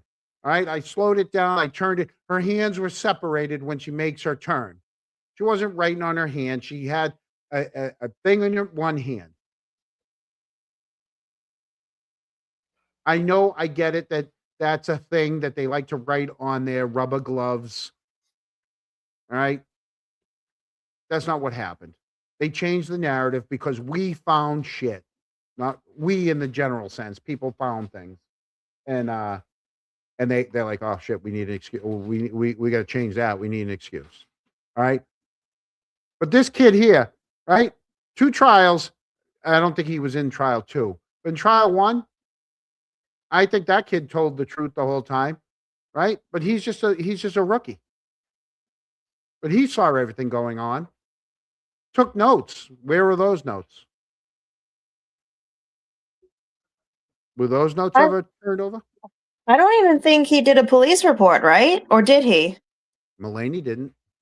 I can check. Hang on. Did he put in for overtime for it? My He probably did do his, his report. The question is, did his supervisor sign it and file it? Yeah. Oh, you mean did Gallagher or Good? Well, Goody did the Goody did the Yeah, I mean, report. my assumption, Mulaney was somewhat of, he's a new officer. He probably did everything the way he was supposed to do, and and I don't want to speculate. I'm just saying, he seemed to be doing what he was supposed to do based on what we saw on camera. Why assume that he didn't do the rest of it? It just didn't get into the official record. Right. Yep. Want to go through the questions real quick? Want to go through the comments? There's a lot of them. Well, we got 14 starred, and I will go through the comments I told you people. But earlier tonight, we had a North Shore Kronk in the house. We love those North Shore roast beef. There you go. South Shore's got the pizza. North Shore's got the roast beef. Remember for 2 months, Amy. Thank you. Full of questions, Barbara. What Barbara isn't full of questions? It's in the name. Sorry. See, backseat juror. Mulaney had the best report. Yeah.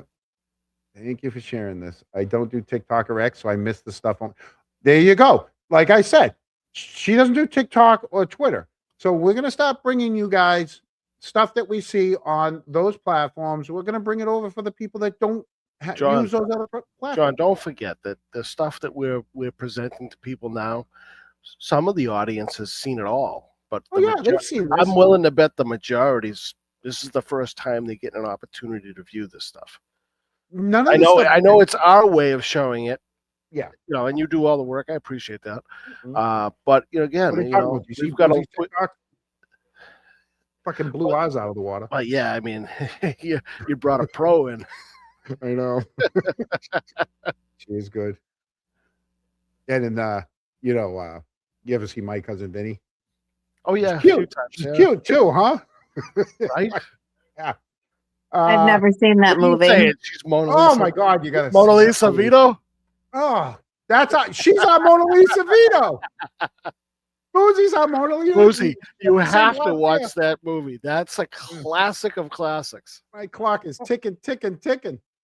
Listen, if I can be as epic as a Mona Lisa, I'll take it. Mona Lisa Vito. You're epic. So yeah, full of questions. We're gonna why not? I mean, some people don't go on all the platforms, so sometimes there's information on the other platforms that you see. Some people can't sit through all kinds of testimony either. Anna Long 1260. Oh, we read that one. I read that one earlier. Thank you for the $5. But I'll read it again. The law up there is so crooked they could eat a nail, crap a corkscrew. McAlbert's might be wristless today, but their feathers us this soon. Yeah, I hope. You don't need your readers for that? No, I got my monitor. Search you. I'll put them on just for you. Well, you read that fine, so you obviously don't need them. Now I know you were wearing them just for cosmetic effect. No, I'm wearing them so my eyes don't get, so I'm not squinting. There you go. Ooh, look at that. Bold and beautiful. Look at that. Booze and Blues became a YouTube member. Thank you. We got a member. Yeah, Booze and Blues. Holy crap. What the Duck 23. That's not to be confused with the other Duck, the Duck King, Richie Schiffer. But What the Duck gifted 5 Canton Chronicle memberships. Thank you. It's going to go a long way to next year's Shorsey's game. Oh my God! How about the fact that we met those people from North Carolina? Yeah, that was awesome. They drove all the way. They came all the way from North Carolina to go to the Shorsey's Bruins. Can I tell the North Carolina story? Yeah, go ahead. No, Boozy. I don't know if I remember. Sure. Okay. Oh, that's awesome. You don't remember? It's awesome. So we had a good time. So like I said, we parked in the government center parking garage. And so the game's over. I go down to the glass, I go down to the bench. We do, we met RA's mom, we took pictures, blah, blah, blah. And I go to the men's room before I leave. Eric goes to the men's room before we leave. And we start to head out of the garden. We get out of the garden and it's 2 blocks to the Three. it's 3 blocks to Government You Center. reminded us 7 times that night. And well, I haven't heard back. And we make it $20 a more, you block. could've been right next door. I know, we make it a block and a half before Boozy's like, I have to go to the bathroom. I'm not going to make it to the garage. I know. It just came out of nowhere. Oh, how it happens. Let me back up. Hold on. Let me back up. Actually, we got out of the garden. We did go across and we went to one of the establishments right there. And that's where we met these people from North Carolina who were very nice. And they came up just for the Shorsey game. I talked to them for about 5-10 minutes. And then, we went our way. And then we left that establishment to head back to the parking garage. And that's when Boozy's like, I can't go. And I'm like, geez, all right. Oh, in that bar. Holy crap. Eric, you went to that bathroom down in the basement, right? Oh yeah, the harp. Yeah. So we're at the harp. I go down to use the bathroom. It's like a zigzag hallway to get to the men's room. You go into the men's room, you do the thing, and when you come out to use the sinks, there's a woman at the sink.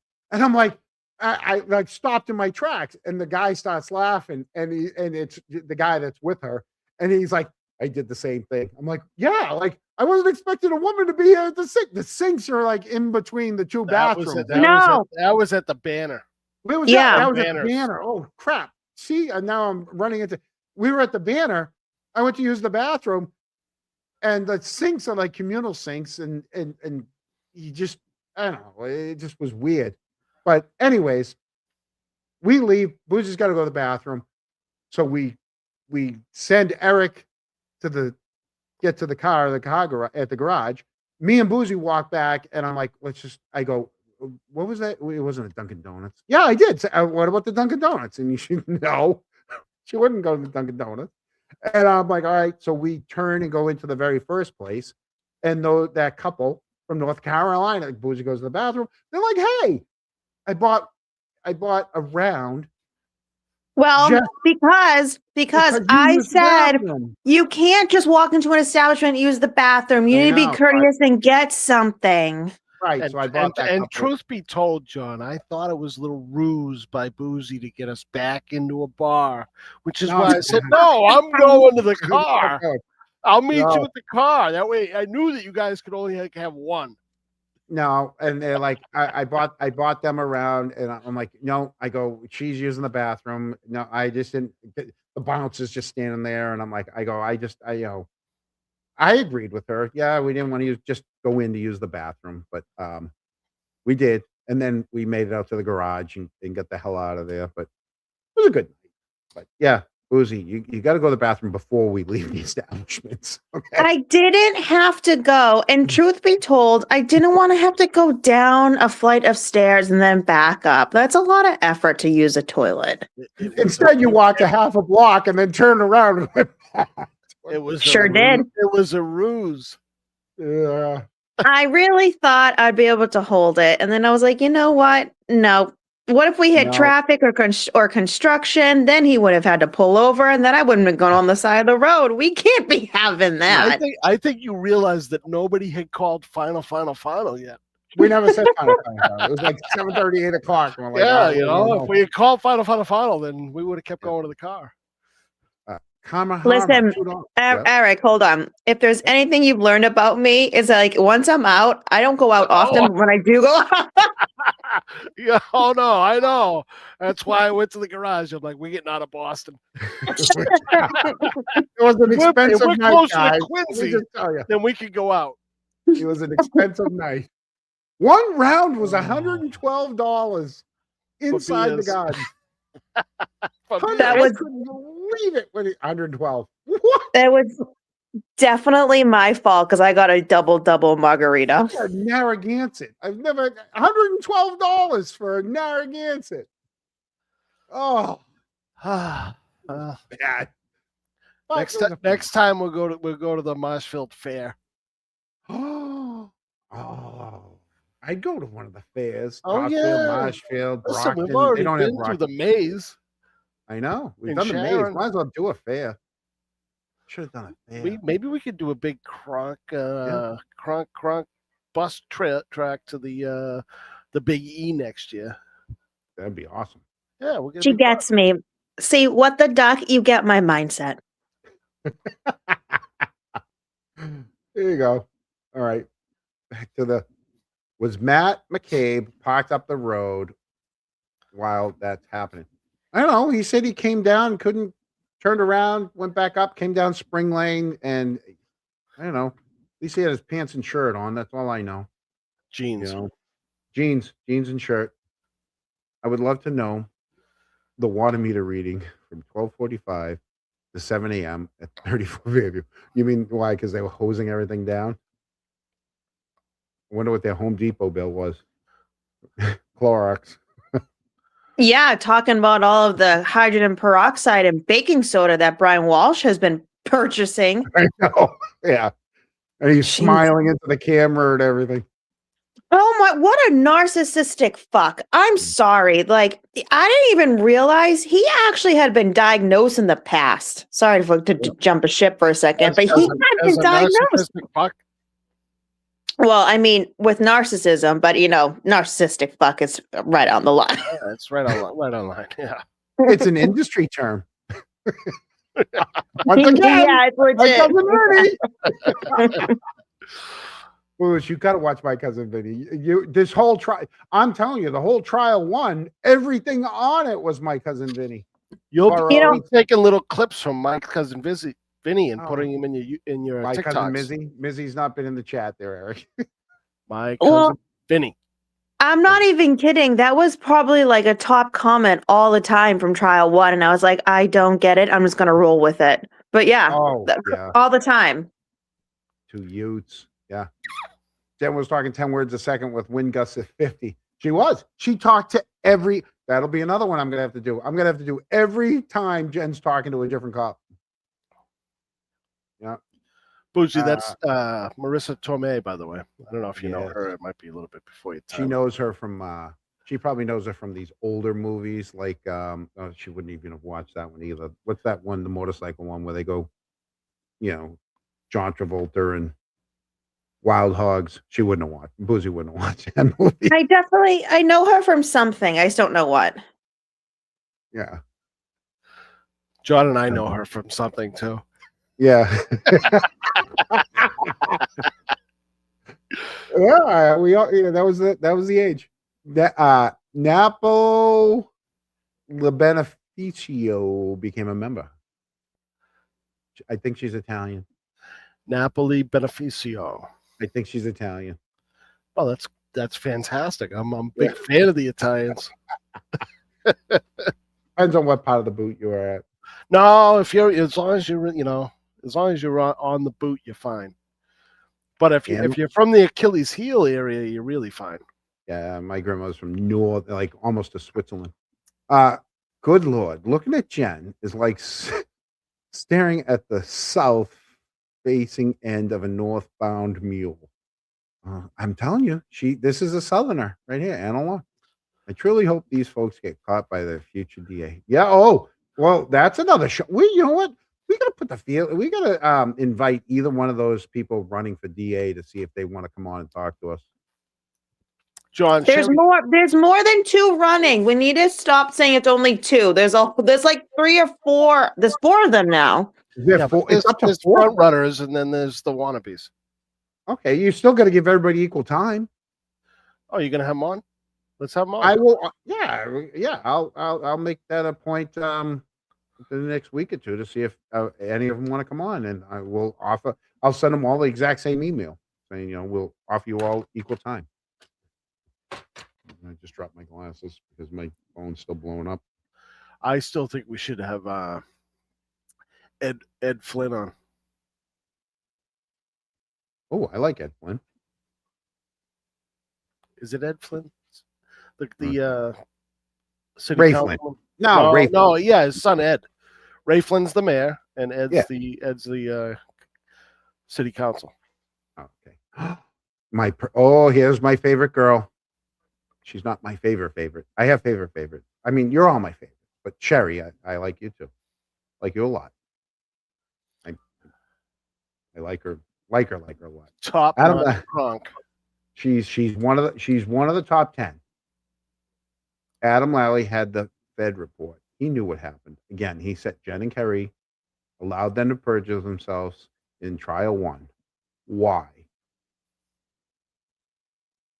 I don't know. I don't know why. Like he just I can't tell you. I can't put myself in the mind of Adam Lally because I questioned a lot of the things he did. You know, I like this idea. Sandwich and then stop on the way home. Oh my God! Yes, Diane Gallagher, we're gonna do it. We're gonna do it. So here's the only problem. The second location has closed in Hanover. It's no longer, but there's a different bar there now. Oh, we can go to the location, just not the same bar. Yeah, there's a different bar there now. All right. Yeah. Oh, that's awesome. I like that idea. We're gonna recreate the road night trip. Yeah, the booze truth. We're gonna have to get receipts. We're gonna have to get their receipts, and we're gonna have to mimic their receipts. We're gonna have to get a driver. Oh yeah, we'll have to get an Uber. Yeah, we're gonna have to shut off our location the way they've shut their location off. You know, just flick the switch in the cruiser. John, when you bring the pistol, do me a favor. Just leave the ammo at home. And my badge. I'll bring my badge. Yours is plastic. Yeah. Oh. Ed Flynn is a really good counsel. Hey, what day is the 23rd? That's right. Girl Ryan won. What day is the 23rd of December? 23rd of December. Yeah. If it's a Sunday, I'm going to say no. That's a Tuesday. Oh, it's a Tuesday? It is a Tuesday. Yeah, why not? Oh, and by the way, get the calendars up because on the 19th, that's when Kerry Roberts will be doing her podcast interview. You beat me to it. That was my closing. That was my closing. Okay. Well, you can let everybody know when Chris is going to be on. I guess I'm going to the Bruins Canadiens. Hey, can we make a bet? What? By the time, is it, what was it, January 9th that he's coming on? Chris? That he cancels? Oh, yeah. It's 50-50 right now. He shows up. We got to get some odds going. Well, I'm thinking they're just putting his name in just to try to attract ratings. He hasn't committed? They just throwing it out there? I think they just there's no way in hell he's going. Oh, I think disagree with you. I mean, I think he is. No way. We've already. Yes. The only part he had in this whole story was his walk home, and we debunked it. Well, maybe he's going to announce his re-election bid on that show. He's not running for re-election. Are you sure? No. You need to remember, he's like top witness intimidation victim. You need to remember that in all this. Chris has really put himself in there in the thick of it. So into the thick of it. Yep, there you go. So they're going to talk to him about feelings. They're not going to ask him any real questions. No. Yes, No. that have you not realized that's what the channel is all about? Literally, it's just that's all that channel is about. It's just public relations and making them look better. That's all that it is. And oh my God, we're so sick of being harassed and defamed. Here's our real story of what's really happening. And I guarantee you, John, he's going to mention you. I guarantee it. He's going to mention Dixie or John? Yes. Yeah. Yes. And for all those people that keep saying, why did you only talk about Chris? Why did you only talk about... Because he's a public official. You're allowed to do this to public officials. Everyone else, I leave alone. I talk about the case. John, did you leave Matt alone today? No, but that's talking about the case. That's totally different. Okay. I'm not asking Matt questions. I'm saying hi. I almost shook his hand the other night. You guys. Well, that's the thing. Maybe they need to recognize that there are some of us that can be around them and not do things to them. Yeah, but that's not going to stop us from not figuring out what really happened and use their words against them and really figure out, is this true? Is that a lie? What's really happening here? Boozy. Get over it. Speaking of which, on their show just last night, it was last night's show, right? They were talking about this. They were talking about Higgins, and they're like, oh, Higgins had a standing thing about, once again, they got it freaking wrong. And they brought up the fact that, like, nobody else ever retracts anything. You guys need to retract it, okay? Because Sean Good went on that stand and said, which we all already know, anyone that's ever freaking plowed knows, you move all the cars out of the middle so the plows could come in and clear the middle, okay? You leave all the cars tight against the edges.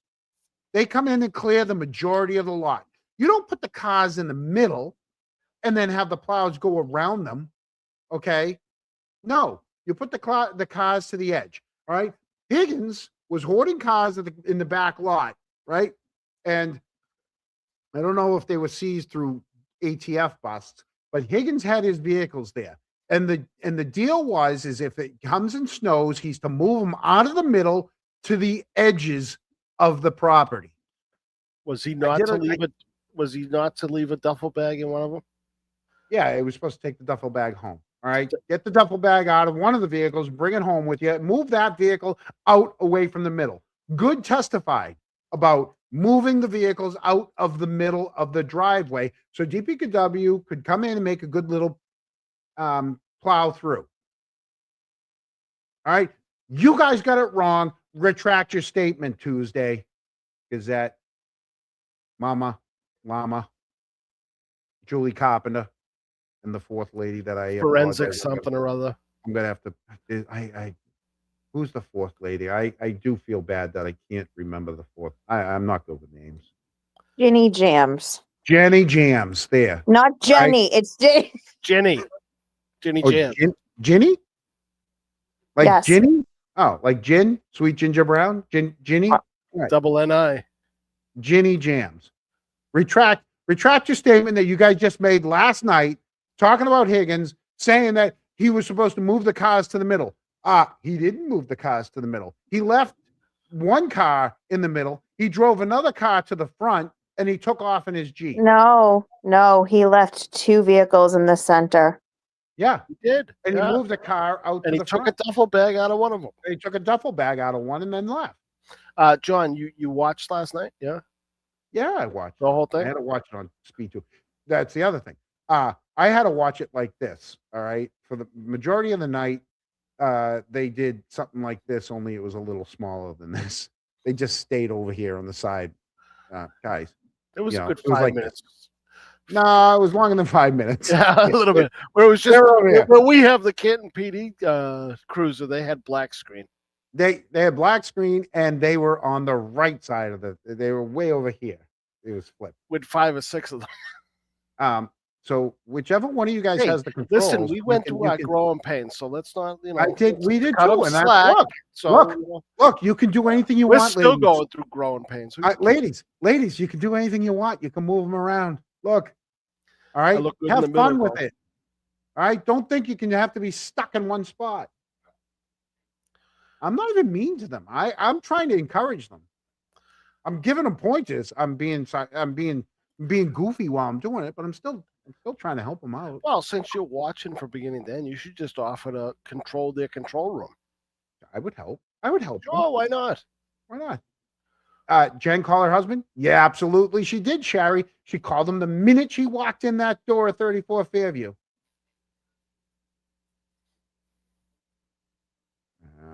Gifted what the duck is 5 more. Jesus Christ. Wow. Thank you very much. Thank you. Backseat juror, member for 1 month. Reread the CPD reports. Now's your time to become a member. There's so many free memberships out there right now. Join now. And hey, throw a like in. It costs you nothing to like the show. Or you could just like and subscribe. Like and subscribe. People say it all the time. I don't know what it means, but go ahead. Don't forget the notifications button. Oh, yeah. Put your notifications button in. The more you notify. Wow, what the hell have gone into you two overnight? Were you just reading YouTube scripts now? I know. We're just trying to be helpful. Wow. What's this one? Here we go. Make sure you have your agenda. I will have my agenda ready. Give us the. Hey, you know what we haven't done? With good grammar, John. Give us the fucking timeline. And we'll go easy on you.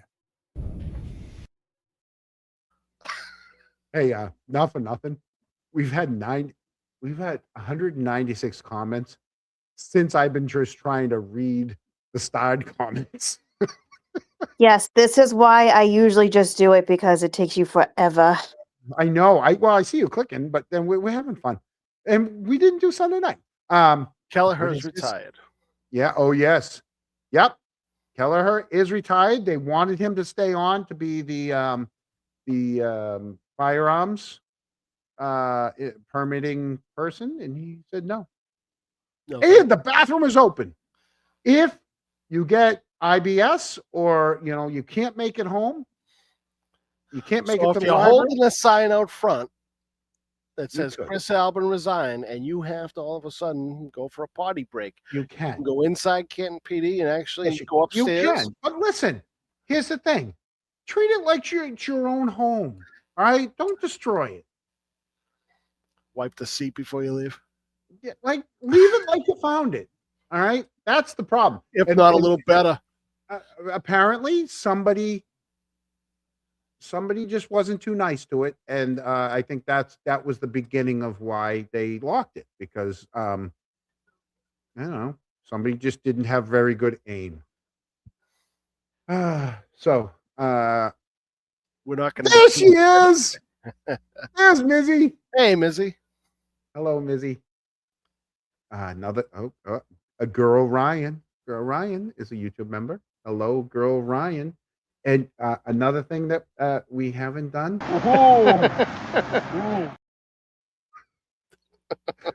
The girl Ryan. We're almost there. And then she gifted 5. Freaking girl Ryan. On Thank you. fire. Yep. And Standing Stones is a new member. There you go. All right. Meanwhile, 200. Can we go through those real quick? Buzzing for Truth, Peter Murphy. Seat splat. Yes, it was a speed. Well, it was more than that. Yeah, just join. Standing Stones, just join. Even if you have a sign, yes, you can. I'm going backwards. Share. Crack is whack. Yes, it is. Remember that, Eric, from the 80s? Crack is whack. Was it that? Was that Nancy Reagan? No. Who was that? It wasn't Nancy Reagan. Nancy was just say no. Oh, Nancy was just saying no. Just say Who's no. crack is whack? Barbara Bush? No. Who was the president? It was. It couldn't have been. You remember the comedian Gallagher? It might have been him. Who said crack is whack? It was Whitney Houston. It was anti-drug. Whitney Houston. The chat knows. Yeah. It was Whitney Houston. That's and awesome. we know. And we look at and we know what happened there. Thank you, Alexander Gonzalez. Yeah. So I think we did all right. Jesus Christ, 10:15. I mean, 2 hours, 2 hours, 15 minutes.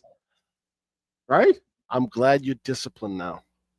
Yeah. Those long shows. Oh, beat the hell I out know. of me. They do. They Plus, do. I don't know if I have enough ice. You just have to have the first one cold. The rest are fine. Yeah, I know your Prixons are warm. Oh, they are. I know. All right. So next week, back on our regular schedule, back on Sundays. Right? Until further notice. Okay. Till further notice. Christmas is on a Thursday, New Year's on Thursday. We're good. So yeah, looks like Sundays. 4-9. Let's get to 4:25 before the show ends. All right, Alex. Yeah. All right, everybody, throw in a like, please. It's free, and then we can go. Just for Alexandria Gonzalez. John, we're not What? here for the likes and the clips. Yeah, we're not. I know. So and stop. justice for Sandra. We do have to talk about that. So there's a bunch of things we're gonna have to update in the month of December, and the agenda. I know it's everywhere. Yeah. Oh, that picture, Rachel. I know, cute little outfits. I laugh every time I see it. Yep. Night, Jim Bob. Thank you, everybody. Thank you, Brandy, for being here. Thank you, A. Atkins, Detective Mullins. You guys are always so The great best in the background. mods in the business. You know, they never say anything. They're always in the background. They don't really have much to do, anyways. I mean, They take good care of us. We don't have a lot. We don't have a lot of moles. Good night, Timu. Ice coffee, girl. We'll talk tomorrow. Oh, we will talk tomorrow. Get your sweatshirt. Working on that. Oh my God, you're kidding me. The show's over, dude. The show's... He does it on purpose. He definitely watches. No, he definitely watches earlier and then just fucks around. Is like, did I miss anything when we're leaving? No, because Gary, I'll send you the cliff notes. Sometimes he's out. He literally is out. He comes in. He usually catches like the last hour. You know, he's a busy guy. Right. He shows up though. He does. He does. Listen, thank you to the Kronks. Thank you to the haters. You guys want to tell us we were wrong? Please tell me I'm wrong. If you show me I'm wrong, I'll admit it and I'll say I will apologize for anything that I misspoke on tonight or any other night. Can we have Mike Higgins, come on as a guest? Mike Miggins? Mike Miggins can come on. Not the way that he speaks. You want to get your channel taken down? True. I'd have to mute him every 5 seconds. We'll set up a dummy channel. Before we go, one last thing. It's her friend. All right, good night. Good night, everyone. Say good night, Boozy.